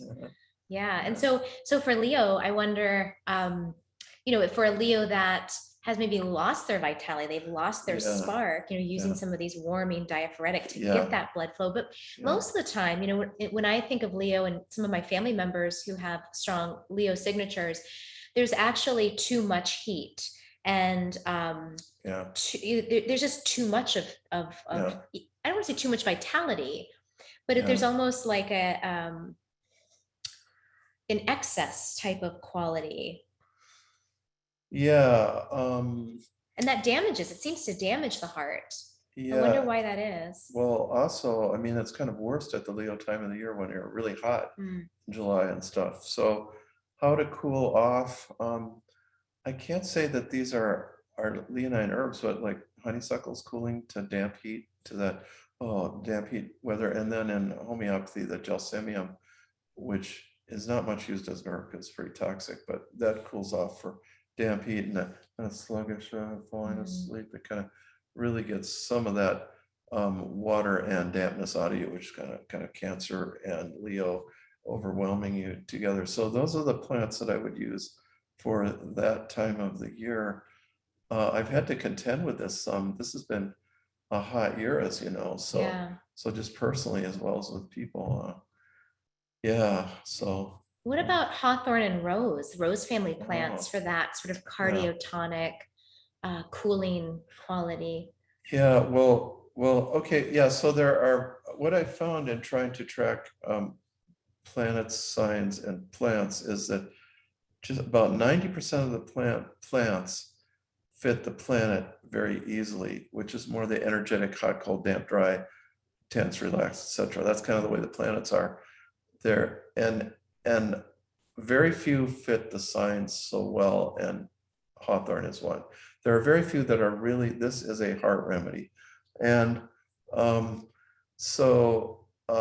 it increases the coronary circulation. That's how, so it strengthens. It can help almost anybody who has weakness of the heart. And I don't think it'll hurt anybody either. And it also opens up the peripheral circulation. So the blood goes out to the periphery and then it may get blocked. It may be the capillary bed is too full and hot, trying to release heat all the time. And so there's a blockage there, and that causes high blood pressure or pressure back on the heart. Also, I find though too, especially in the incipient stages, I think the body compensates and you get a low blood pressure for a while before they get a high blood pressure. And hawthorn will do that. And I look at, so if the palm is very red, the cheeky parts of the body, like if they're very red, that's often hawthorn, because the blood is getting stuck in the blood, literally the red blood cells, the capillaries like that, and the red blood cell has to go through like that. And if it gets kind of stuck because they both don't have enough oil, for instance, that's one thing. Hawthorn provides more of that oil for that, more rutin to make that lubricate better. So it brings down that congestion in the periphery, as well as increasing circulation around the heart. I remember one friend of mine, I was so proud of my tincture. We were about to go off to a movie when I lived over in West Tonka here, near you, where you're living now. And so I gave her a dose before, just more to taste it before we walked out the door and walking down the path. And she said, "Oh, I feel my heart opening." Nice. I know friends make the best guinea pigs for herbalists. Yes. Like, try Yeah. this. Yeah. Oh, that's great. And so, yes, on the one hand, it might feel like your heart chakra is opening up. Yes. And on the other hand, that your heart is getting better coronary circulation. So, yeah. And I remember Karen Sanders, herbalist in the West Coast. Yeah, I like it for middle-aged men who've lost the kind of the thread of like imagination and like believing in fairies. I don't know, believing in that sort of magical universe. So that's the heart too, is the heart stores the mind in Chinese medicine, and we want to be more imaginative or we're too imaginative. So hawthorn's also for lack of focus. You're just skittering from one thing to another. It's really good for attention deficit and hyperactivity in kids. And if you get attention deficit in adults, they really are bothered by it, because it's like, I got to take care of my family, I got to do my job, and I just can't stop thinking.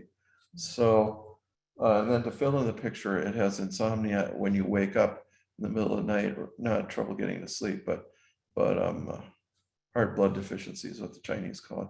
The blood is not nourishing the heart. And there's a couple more steps to explain why it is. The spirit flies up in the middle of the night because the heart's not storing it. So, Wow. yeah. So hawthorn, good for that, and really safe. And it's a good allergy remedy too. So that's reducing. So when you think of vitality, and then really it comes close to being the immune system, it's not quite the same thing. So hawthorn is a good immune remedy, at least in some cases. I don't have too many case histories, but I think there's better. It's for autoimmune, not lack of immunity, as far as I know. Maybe it's also, or herbs normalize, but yeah. Yeah. So that's Hawthorne. Yeah. And what Yeah. rulership is it usually in terms of planets? What do you know what it's usually associated with? I can't imagine it under anything but Leo and the sun. I haven't even looked just because it's so thoroughly associated there. But it is one I would associate with the sign more than some other things. So I mean, like parsley is very good for worn out, just exhausted heart muscles. Oh, it's okay if I die. My heart's real slow. No, parsley, but it's not really a heart remedy. I wouldn't put it there. I don't know where, it's high in potassium, which is good for the muscles. It's really a potassium remedy, wherever that fits. It's the highest in potassium. I mean, anything that kind of sharp, crispy edge to it, that's usually minerals, usually potassium. So there's other heart remedies, cactus and herbalism. That's queen of the night. Very Cirrus is yeah, it? Yeah. yeah. I've only used it once. It was for a nervous heart, so I just haven't had that many cases where hyperthyroidism too and a nervous heart. Yeah, for nervous heart too, one that I really like to use is motherwort. Yeah. And that also has that strong spine. It looks kind of like, it has a strong, spine, and it's actually quite prickly. I grew it in my garden, and it was a very gentle, beautiful plant. And then I moved to Minnesota, and it grows wild here. And I was like, oh, motherwort. I went to harvest it. I was like, youch. I was like, what in the world? It's like, you've got some thorns there, lady. Yeah, right. It's a prickly mom or something, or friend. I don't know. Yeah, but I really do love it for that, the weakened heart, and it's cooling and bitter. So if you have that Leo that's really hot, really has an excitation tissue state, motherwort as a nervine will just sort of bring that down a little bit, and release that. And it's hyperactive, hyperthyroid. And it turns out heart palpitations, for which is very specific, are actually more of a sign of hyperthyroidism than of a heart weakness, but it's like a nervous heart. Yeah. So, and its signature, it's very regular, like a regular pulse. Bing, bing, bing, bing, bing. Oh, yes. Pulse like, yeah. Brilliant. Yeah. Also, that's like periods every month. So it is a period remedy. I've never used it that way. And it's like the spine. And it is an all spinal remedy. So there's one with the signature showing through. Well, maybe it is spinal in the thoracic.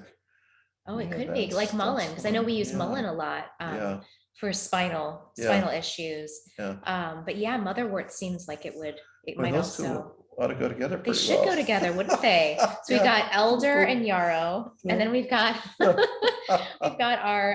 mullein and our we'll have to explore that. That sounds interesting. Right. So let's go ahead and move to Virgo, and then we might have some time for questions. So Virgo is earth. It's ruled by the element of earth. It's melancholic. It's mutable, cold and yin because it's earth related. And secondary nervous temperament. So it's, primary earth, but secondary, it has more of that sort of nervous, excited, choleric temperament. Well, actually, nervous can go under melancholic. Melancholic. Yeah. Oh, because it's cold and dry. Well, yeah. I mean,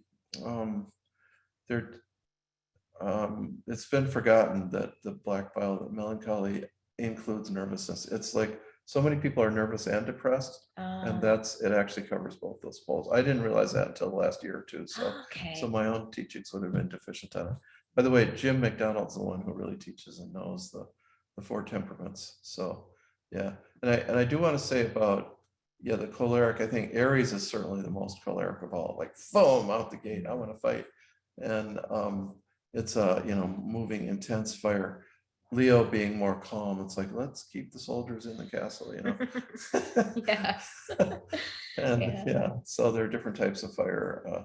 And Virgo is pretty melancholic because it is a little too inside their boundaries, which is a problem with the melancholic gets brooding, too internalized, and yet it also gets very nervous and so on. So Yeah, and one thing that's interesting, so with mutable signs, flexible and adaptive, best at handling conditions and complaints. So they're kind of more stoic in how they process their discomforts, but they're the lowest in vitality and will have the lowest resistance to disease because they tend to be more sensitive and allergic in nature.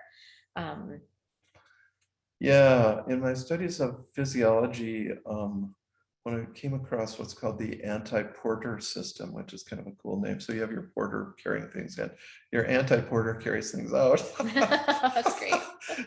And this fits Virgo so much. So you have an anti-porter system in your gut walls and also in your liver. And it's really the same mechanism, but in two different organs. But so toxins come in, the anti-porter system says, oh, no, we're kicking those out. So it's very Virgoan. It's very like, oh, you didn't pass the test, or like we don't want you in there. Like it's like virgin, like, no, stay out of there. And it's and the liver is ruled by Virgo too, although I don't think it's entirely ruled by Virgo, and it's so tied into the intestine too. So Yeah. the system is like kicking out the impurities on both levels there. So that's very much of a Virgo quality there. And yeah, really, there's a lot of processes under Virgo, pretty complicated. I mean, the liver does 1,000 things. I don't think the liver does. That Virgo is, should be associated with all that. I kind of had fights with Judith about this, but But the intestines are something that we can definitely agree on, because that's all about processing. I mean, that's where the sorting through what's in here, what needs to go, like you said, the anti-porter system, what needs to be retained, what am I forming this into? It's the body's processing plant. And so there's, with Virgo, just like Achuta was saying, like there's so much mental processing and there's so much sorting and processing that Virgo just very naturally does as it gets ready for the scales of Libra. But that there can be a lot of tension in that process.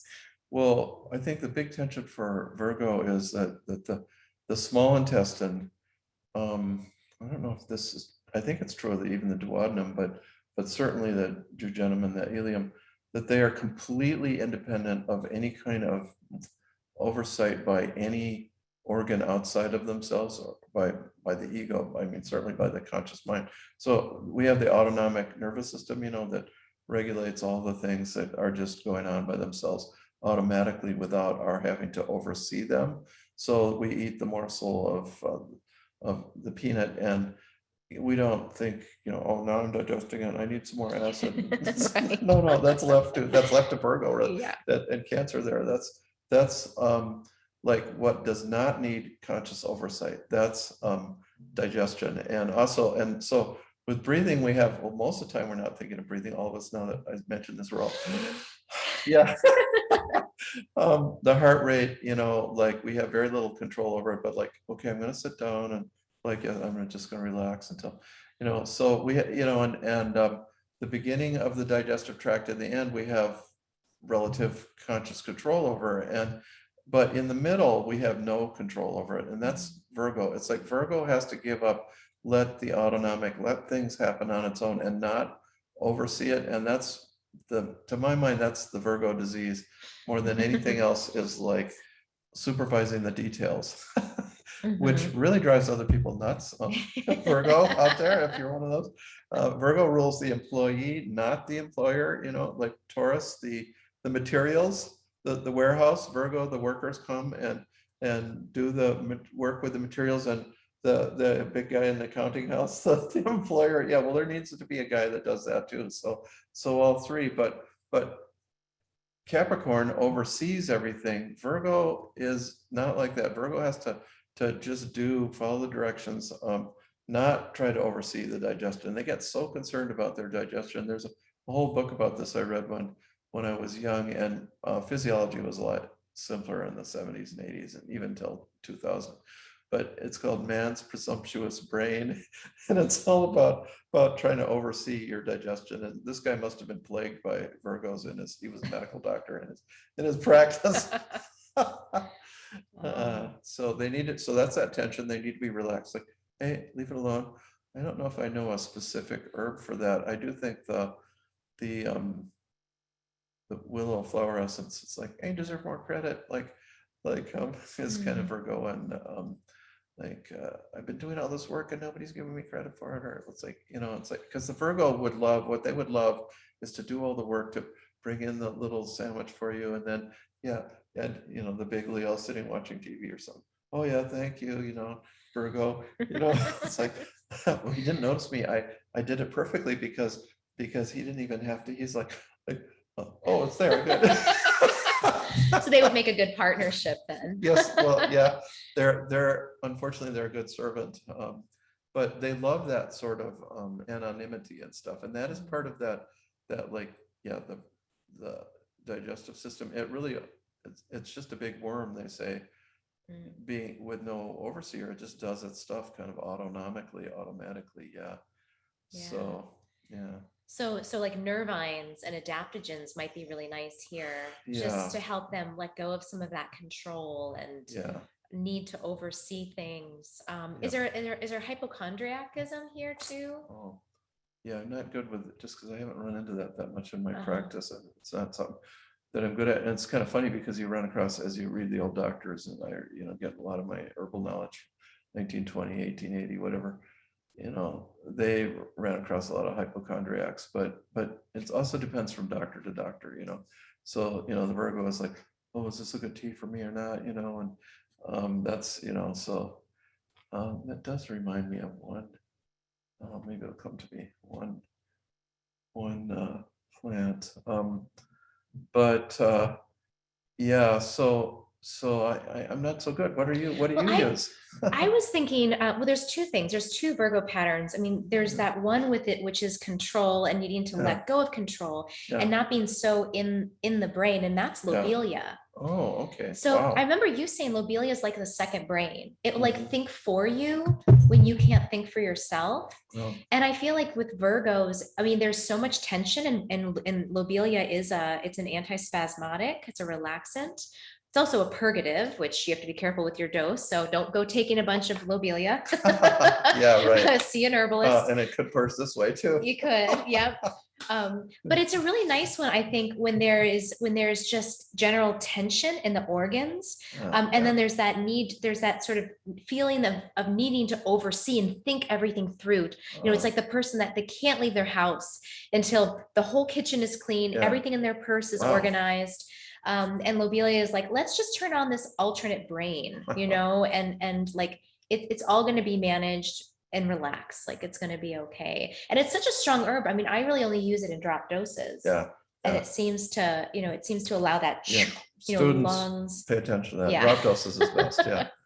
Well, thank you. You've taught me a lot about it. I hadn't thought of it that way. I think that is a very good way. And actually that reminds me of blue vervain, which I think is very Virgoan. Yeah. Yeah. Yeah. And blue vervain is too focused in the like sympathetic excess, like not quite fight or flight, but aware, and like focusing on things. And it really opens up kind of parasympathetic back brain, like, oh, just sit on, just, be intuitive, be relaxed, sleep if you need to. So that's a perfectionist. That fits Virgo pretty well. And I have on occasion seen it settle real spasms down there, but I haven't used it for the small intestine probably as much as it should be. I've really just used it for the nervous system, but it acts on muscles everywhere, but I bet, and one of its great combos is with lobelia. There's Dr. Christopher's BB&B, which is lobelia, blue cohosh, black cohosh, blue cohosh, and I think skullcap just got thrown in there too to have something that wasn't a B, but or an L. So, and that's really relaxing and very autonomic, kind of very good, you're parasympathetic and relaxed. So that kind of a remedy. Oh, and then skullcap fits really well. Oh yeah. Yeah. That would be a nice one. Yeah. The mental swirling and Yep. swirling Yes. over and over, kind of chewing Yeah. on the same Yeah. issues Yeah. for years. Yes, for years. And it really calms the intestine. And it's for the twitch muscles, which seem very Virgoan, very small muscles. And so people with twitchy eyelids, which, it's a funny thing. Maybe it's a Virgoan thing, in fact, or maybe it's just very bothersome, but I don't hardly ever have a twitchy eyelid. I'm pretty phlegmatic, so, oh, let's see, I need to wake up a little bit more, it's like my eyelids are sinking down. But, but some other people are like, I can't stop that twitch. Yeah. And they complain about it, and it always mystified me. Well, it's like, who cares? It's just your eyelid, but a lot of people care, and that is the remedy foremost for twitching eyelids. Also, restless leg, Mm. which again is kind of like a Virgoan type. Like, no, I don't want to go into parasympathetic. Let me push it away. Yeah. Yeah. And we're talking about Scutellaria lateriflora, not Mhm. bicalensis, for those of you.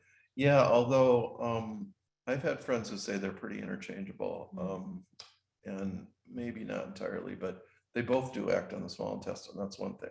Yeah. Mm, So very nice. yeah. Great. Yeah. Well, I think that covers, I guess the last thing I wanted to say that Achyuta pointed to, something that I learned from your book, Seven Plants as Teachers, which Yeah.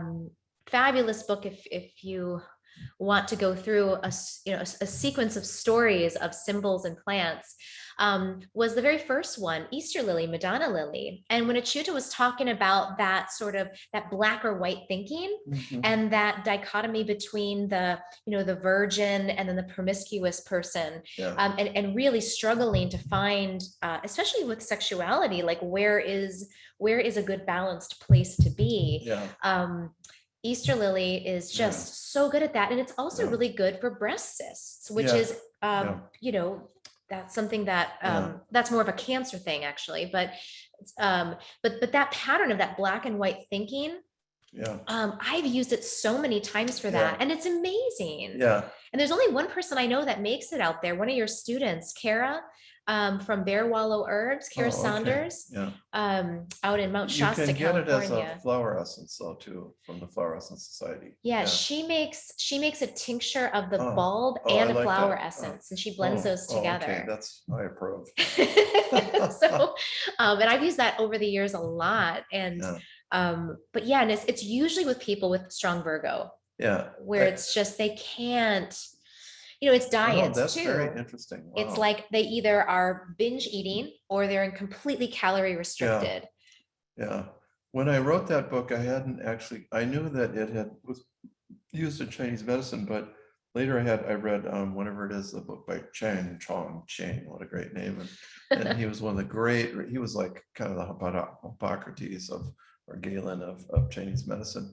And he says the same thing kind of. It's like the way you would say it maybe in 250 AD, but he says, people that can't decide between one thing and another, and I don't know, it's really interesting. He generalizes it more than me. I saw it as a sexual thing because of the flower is so blatantly sexual, and then kind of and the petals and everything, and it's a purity sign, and yet sexual like that. But he really did generalize it all over the place. I can't remember. Culpepper would probably call it a lunar remedy, I think. Mhm. Yeah, and it is very lunar.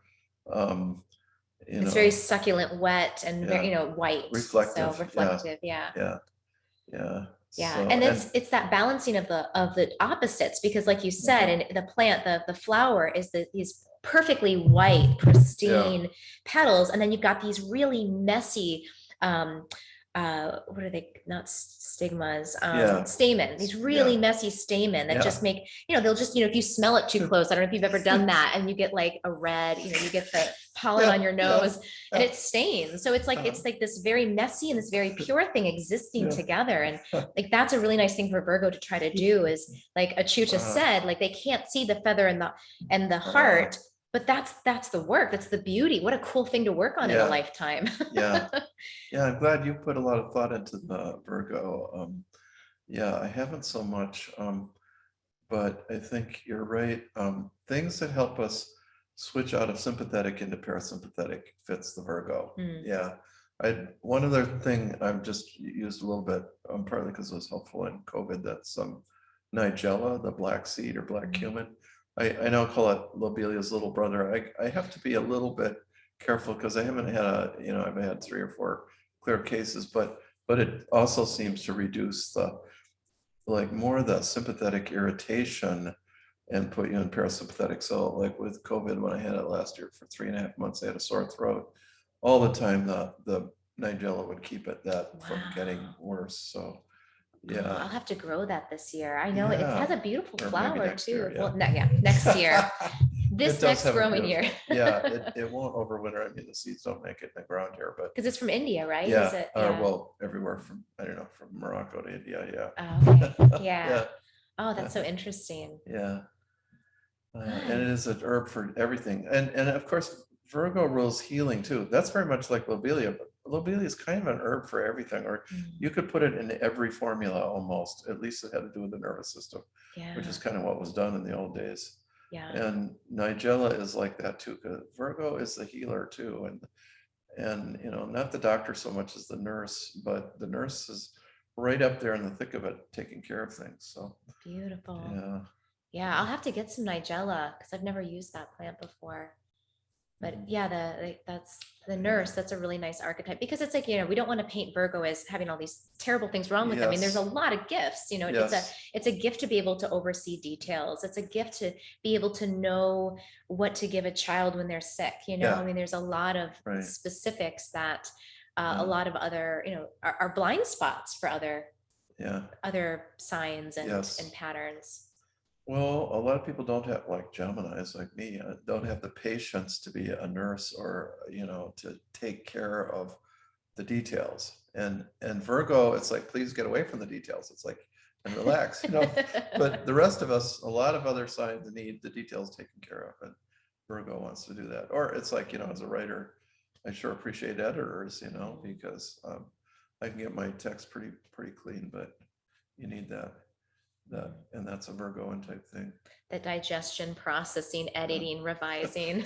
This Yeah. reminds me at Present Moment Herbs in Minneapolis, great herb store. And in the old days, Bob, the owner of the store, he's passed on now, it belongs to his family. But he would, when people wanted to do their charts, when they wanted to work for him, he'd always ask to see their chart. He was always there was always people who wanted to be herbalists, but there was less people who wanted to mop the floors. So he was always looking for that strong Virgo in there. Nice. That's so smart. Gosh. Yeah. If any of you business owners out there, Yeah. you can, on your application, actually, this Yeah. is what I did when we had work studies at our yoga studio in Maryland, is on the application, it would say, your name, your address, email, your birth city, birth time, we just Yeah. sort of snuck it into the body of their Yeah. application so that we could have a little peek, but I didn't look for Virgo. Yeah. But that's a good one. As an employee. Yeah. Mhm. Yeah. Yeah. So we don't want to pick on you, Virgo. If you want to be the emperor of the world too, Do it. Yeah, but then you're going to tell everybody else what they should do. Yeah, have some good Yeah. Tauruses around. Yes, some other people to administer them. Yeah. Oh, Iris says, I love being a Virgo. Yes, as you Yes, should, good. as you should. You can come over anytime and help me organize my life. And you have a beautiful plant name there too. So Isn't that nice? Yeah. Yeah. yeah, and I don't know, Iris may have a little Virgoan quality to it. Do you think? I don't know. Iris. Iris is one of my favorites for leaky gut syndrome, which is kind of a Virgoan issue. So not open enough there or too open. So Iris definitely has that. It really turned out good. Yeah, and sugar. I remember you yeah. taught you teaching about how when the people have like a sugar glaze Yeah, on their cheeks, then Iris is a blue flag. Iris Yeah. is a really good one. Yep. Yeah. And blood sugar up and down issues, which I find often nowadays, like 20 years later, I find, that has to do with leaky gut. Because if your gut leaks, then all this food comes in semi-digested, and your metabolism, your liver, thyroid, and cells has to take over and do the digestive work. And then the thyroid goes up, and then it crashes and goes up. So it's also vacillating up and down. Thyroid is another Iris thing, and up and down blood sugar is another problem with Iris too. So yeah. Brilliant. Yeah. Don't get a complex for being a Virgo. Just be proud of what you got. 'Cause- Yes. Yeah. right. And again, we're not just one thing, right? We're No, a nice mixture. Yeah. Jasmine says Taurus sun, Virgo rising, and her rising prospers in academics and travel. Excellent. Oh, wow. Yeah. Yeah. All right. So we'll open it up to some questions. Yes. We've got a little Q&A box here. Yeah. So Kirsten says, I understand that Achute had to leave, but could Matthew suggest any books that connect herbs and astrology? I have Judith Hill's book, Medical Astrology, but I would like some additional resources to call upon. Yeah, I forget which books are which by her, but the green one by her is the most useful, I find. Okay, and then she has 2 or 3, so you can keep on going. And her one on body types is real good too. Okay, so that's Judith. Boy, I like Dr. Davidson's lectures on medical astrology, and I meant to, like, somehow that should be brought out into print because it was published by Charles Jane, an associate, basically his wife, him, and it was, he did not know he was being recorded because he suppressed his work actually. So it's not copyrighted. So it should be brought out into print, Davidson's lectures on medical astrology, which was available when I was young. If you can get it for under $100, get it. If it's under $500, think about it. Or get some friends and buy it together. Yes, right. Yeah, so I like that. Of course, Cornell's, and he's very intuitive, sees the big picture, and he's kind of one of these jocular old guys. It's kind of, I don't know. And then Cornell is very almost, I don't know if he was a Virgo, but details, which I have trouble with. But Judith says she has tested almost all his stuff and it almost always works. If there's a problem, she says it's often because he didn't know the physiology because it was 1910 or 1890. But he was a medical doctor who wanted to teach this in medical schools. He was such a true believer. I don't know if he ever did teach it in any medical schools, but so, and I don't know if Cornell's is still in print. That was published by Llewellyn for many years, but there's got to be more copies around. It's got to be accessible. And What about, let me just see if I have it. yeah. There is Culpepper's Medicine. Oh, This yes. one by Graham Tobin. Yeah, yep. Yeah, and that edition is very easy to get and cheap usually. There's a newer edition and that's just as good. The only real difference is the introduction is more historically worked out. But that gives a lot of basic information. Yeah. And one case history by Culpepper, which is interesting. There's a couple more. Okay, Ingrid Naumann, she's still alive. I don't really know if she's still alive, but Judith says that her book is the best on astrological nutrition, which nobody else really wrote on. So what can I write that down? What yeah, was that? Well, Ingrid and then Naumann, or maybe 2 N's, I'm not sure. Okay. Yeah, and then who was somebody that was studied with a medical doctor that studied with Davidson. I can't remember his name. I mean, when I was young, his name, we all, there were not as many authors when in these fields.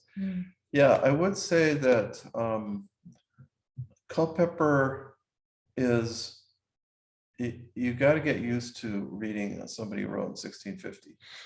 It's a little dense, and sometimes he doesn't explain why he associates certain things. Yeah. That's why I liked Graham Tobin's book, because the first half of the book is all describing how Culpepper thought, and there's a lot of charts and graphs which breaks it down and explains it. Because when you I have a lot of Culpeppers, like the Complete Herbal. Yeah, which you should all get. Yeah, this is a great book. Yeah, although that's one of the poorer editions because it's the hard to pictures are read. terrible. Yeah. But this one is, where's the other? I used to have the one with the, this is another bad one. There's one that has, I know, I've got 3 versions of it, and I don't know where my favorite one is, which is just very simple. It's got a yellow cover. Is it a big one with the orange cover? It was good.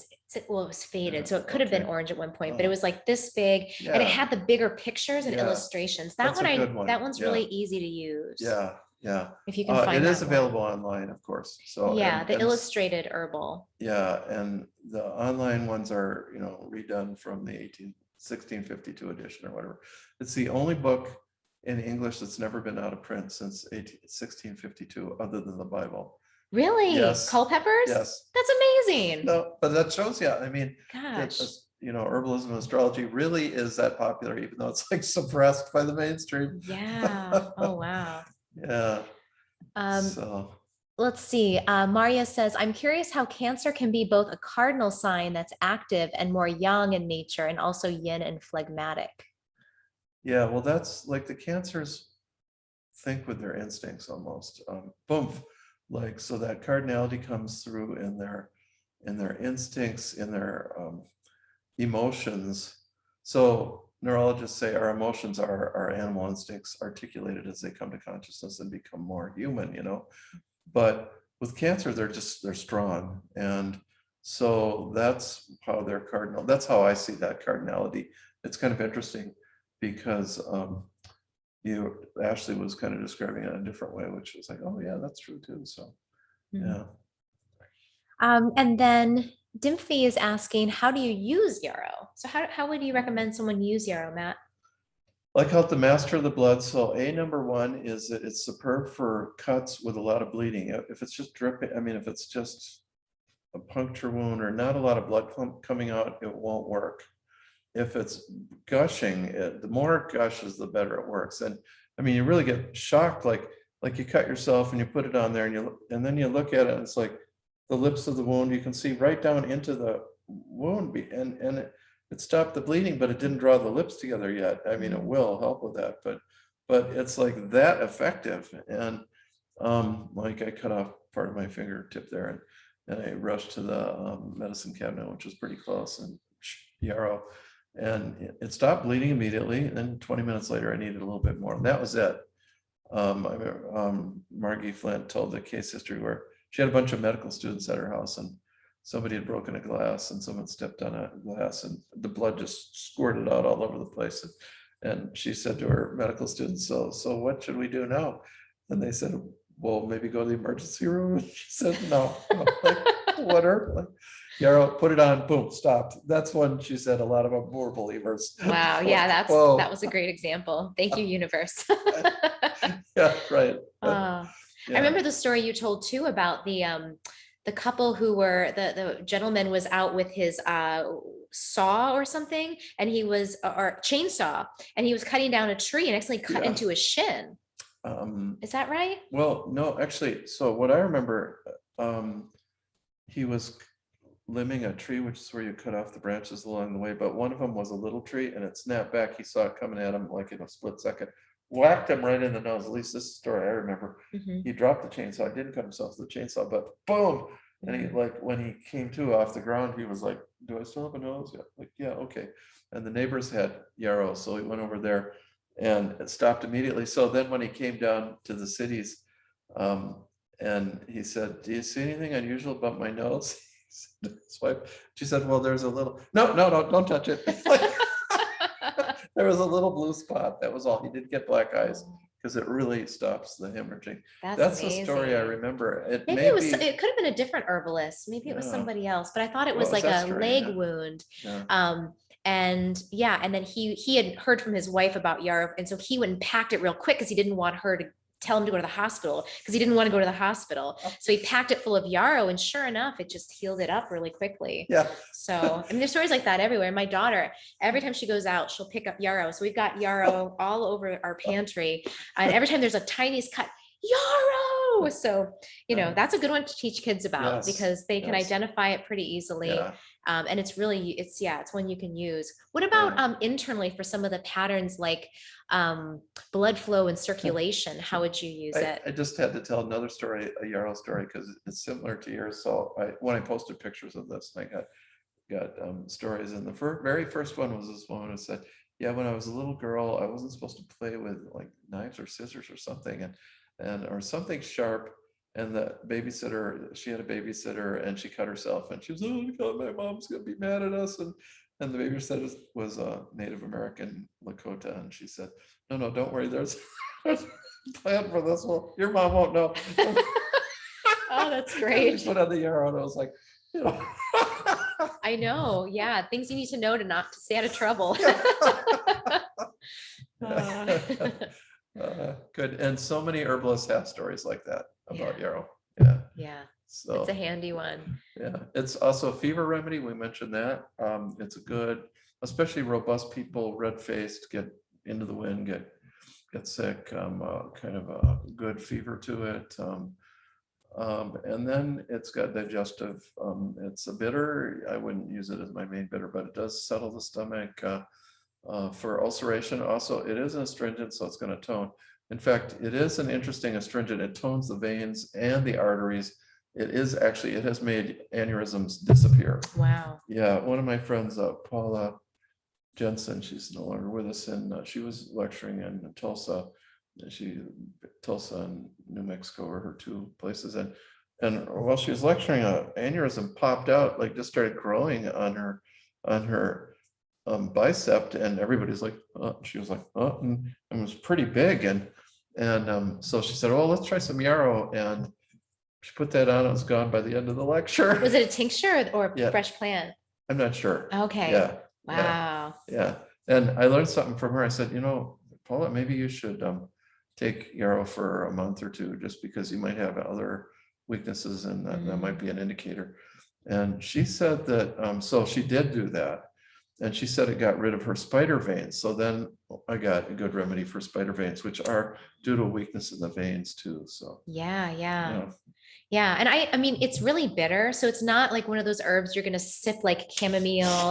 It's strong, very pungent and bitter. Yeah. So for me, I use it mostly as a tincture. That's the primary way, unless I'm using it, like you said, I'll use it as a poultice externally. But really as a tincture, it works really nice. And the dose is pretty forgiving. I mean, you can take a few drops daily just for kind of maintenance stuff, but you can take upwards of a teaspoon a few times a day, if there's something really strong you're working on in your body, you're really trying to push a pattern. Like toning your veins generally, it'd be a good one. To take like a teaspoon, like 5 mils twice a day. But good. I typically don't use it on its own.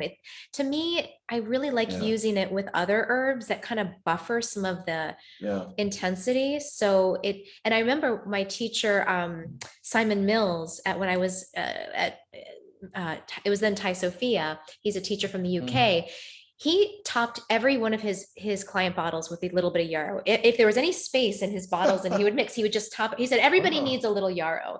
He said kind of because, where he lived in the UK, it was always so phlegmatic and damp and cold, and yarrow is warm and it's warming and drying. But he said also just because it seems to be kind of like licorice in Chinese medicine, where it distributes the herbs to all the 12 meridian systems.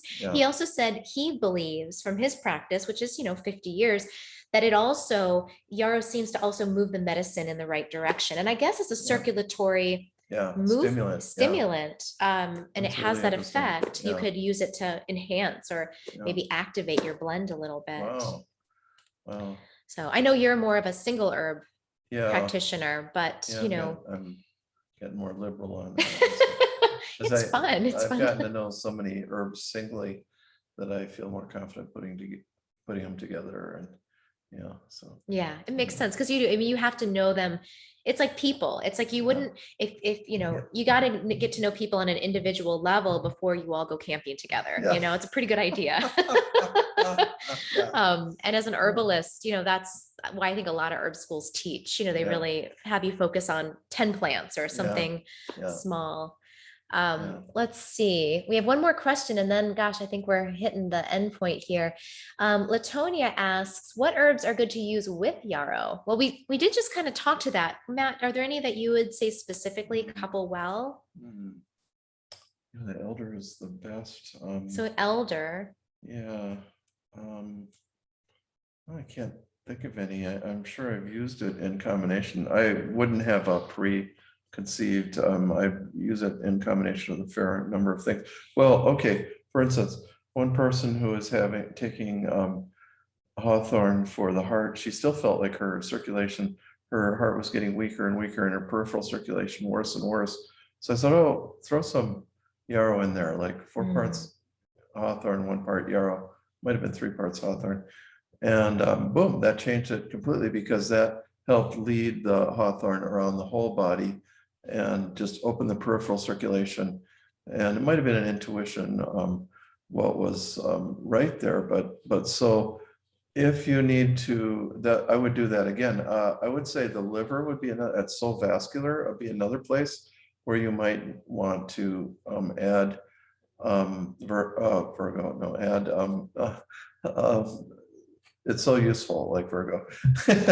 Add yarrow in there with blatant liver remedies. So I can see what Simon Mills is doing there. I wouldn't be, for me, it wouldn't be my general all around, but in cases where you want to expand, I'd say yarrow and turmeric expand the capillary bed circulation very well, which often is what Aquarius needs. Actually, they're the opposite of Leo. They often need their circulation brought into the extreme, into the, maybe both those sides do. So Yeah. And in terms of like taste mitigation, because yarrow is such a bitter, kind of, it's not acrid, but it's bitter. It's a very bitter plant and it's very strong. Adding something that's a little bit sweet, like cinnamon's a little bit sweet. And it is also, interestingly, it's astringent, but it's also, it has some mucilage in it. So it's not just only drying. So that can be a nice one flavor wise, if you're looking to buffer that bitter taste. yeah, and cinnamon has a lot in common. It's an astringent that's warming also. So and it's anti-hemorrhagic, we would call it. Yeah. Very much. Yeah. All right. So- There's one question, and this is going to be a plant that I know you and I both have some things to say. So we'll end with this last question from Jennifer. She wants us to talk about wood betony. Oh, geez, I was thinking about that for Virgo. It strengthens the so that's more like weakness of the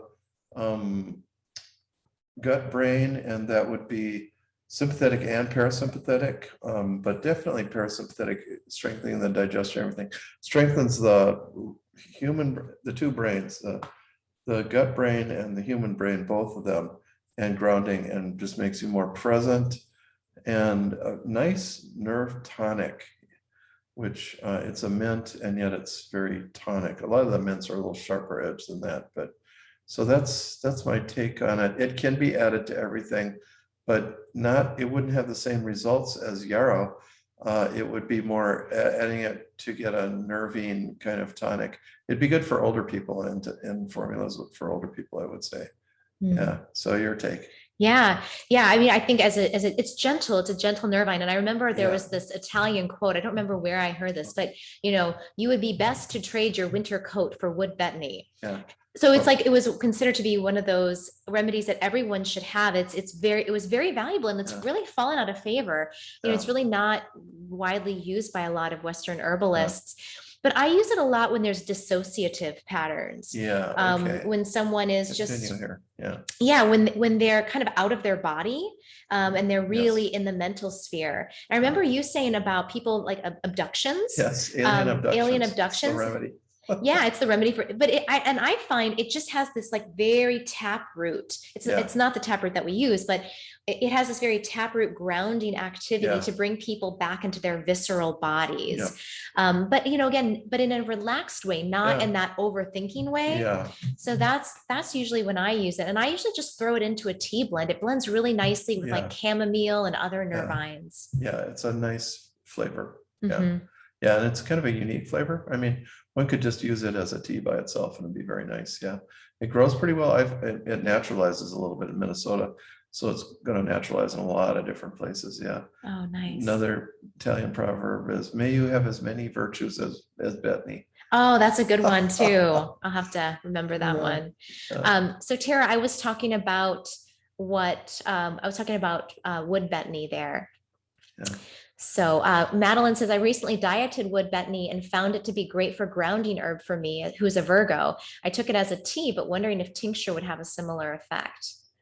I think so. Wood betony goes as a tincture. Yeah. Yeah. This is one herb that ought to be made in brandy, really, because it does taste good, and that just brings out the good flavor. And you could definitely do bigger doses with this one because it's so nice tasting and all that. So wonderful. Yeah. And since I started studying with you, I do everything in brandy now, just because it does taste better. And I feel like it more gently extracts the essence of the plant. Whereas vodka and even grain alcohol, it's just too sharp. I feel like it's like a little too violent in the way it pulls the plant energy in, where, I definitely feel that about grain alcohol. I'll use vodka for bitter things, because bitter doesn't go too well with brandy. At least a few of them don't go well at all. But yeah, I don't like grain alcohol. And you know, the legal definition of grain alcohol, or whatever it is, definition, it has no taste and no scent and no color to it. So it's really denatured alcohol. And it's like, well, it tastes terrible. It It does. tastes like fire. Talk about fire water. Yeah. You know, and even when you dilute it, it doesn't assume a good taste. Whereas brandy always has a decent taste, I think, unless you don't like alcohol. Vodka doesn't have that good a taste, but it can combine with some things. So, and a few people, I mean, I knew a sugar tooth, he liked to do rum, but Haven't tried that yet, but I can imagine, Yeah. if you like your sweet Yeah. things. All right. Uh, Well, I think that's all for today. Thank you so much, Matt, for being Yes. here. yes, And I want to talk about Matt's school. Yeah. Matt has a wonderful school called the Matthew Wood Institute of Herbalism, and you can Google it. He has a bunch of self-guided courses, which I actually am still taking. You know, even though I get to hang out with him, yay, because I live so close. Yeah. But his courses are wonderful, and they're self-paced. So you can sign up for Materia Medica, where all of the talks are about plants. You can sign up for physiology and anatomy. Yeah. You can sign up for specialty courses where teachers like Phyllis Light and Judith Yeah. Hill and other speakers come in. Yeah. It's really a wonderful school, and it's set up really nicely, super easy to Oh, thank follow. you. So It's very Geminian. It's still not, we still don't have a beginner course, but because we just keep on having so many different subjects. And I mean, we discover amongst our friends, in fact, I'll probably have Ashley teach something, but we discover you know, what they love, like Francis Bonaldo in Montreal, who went to acupuncture school here, tremendous practitioner and teacher. And he did a class on culpeper, which I want to highly recommend. I mean, his extraction of knowledge from culpeper was like, wow, I just was having trouble with culpeper, at least, you know, but, you know, like something, he just run across one little very exact thing. Blessed thistle was for having a red face. Well, that he found that was true. Okay, so, you know, and then Judith and I teaching right now on astrological herbalism is good. And then I wanted to advertise too that I'll be at the some sort of immersive or international conference, virtual conference online, hosted by Quantum University in Hawaii. It'd be online, and I posted the information for that on my Facebook, and that's only $99 plus you can get a coupon, and so yeah. Great. So check that out. Yeah. I mean, he's around teaching mostly online these days because of the circumstances. So, but you know, he's still actively teaching, and those online courses are just, they're really, and you can rewatch them too, which sometimes I'll be like, pause and I'll run and get my notebook. So definitely check that out. You can check out my work at skyhouseherbs.com. I lead apprenticeships and I see clients, although I'm not taking any new clients right now. And then Achyuta Bhavadas, my husband who was here earlier, you can find his work at nightlightastrology.com. Yeah, and he really is a scholar that really knows that historical background. I was very impressed just listening to him. Oh, well, thank you all again for watching. And if you have any questions, send them through as an email to me. I can forward them along or try to answer them the best myself. Yes, and I'm inclined here when this plague is a little bit played down, maybe next year you and I can, it would be fun to do a herb walk in Eloise Butler. I don't know if you've been to Eloise Butler yet. No, you mentioned it though. Yeah, I would love to do that.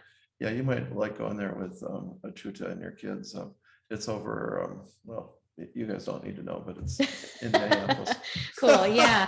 Yeah. I mean, once things open up, classes, herb walks would be really fun. So keep, join our newsletters and our mailing lists on our websites, the Matthew Institute School of Herbalism, Sky House Herbs, and get on the mailing list so you can see what we're up to as we travel onward through time and space. Yes. All right. Thanks, everyone. Bye. Bye.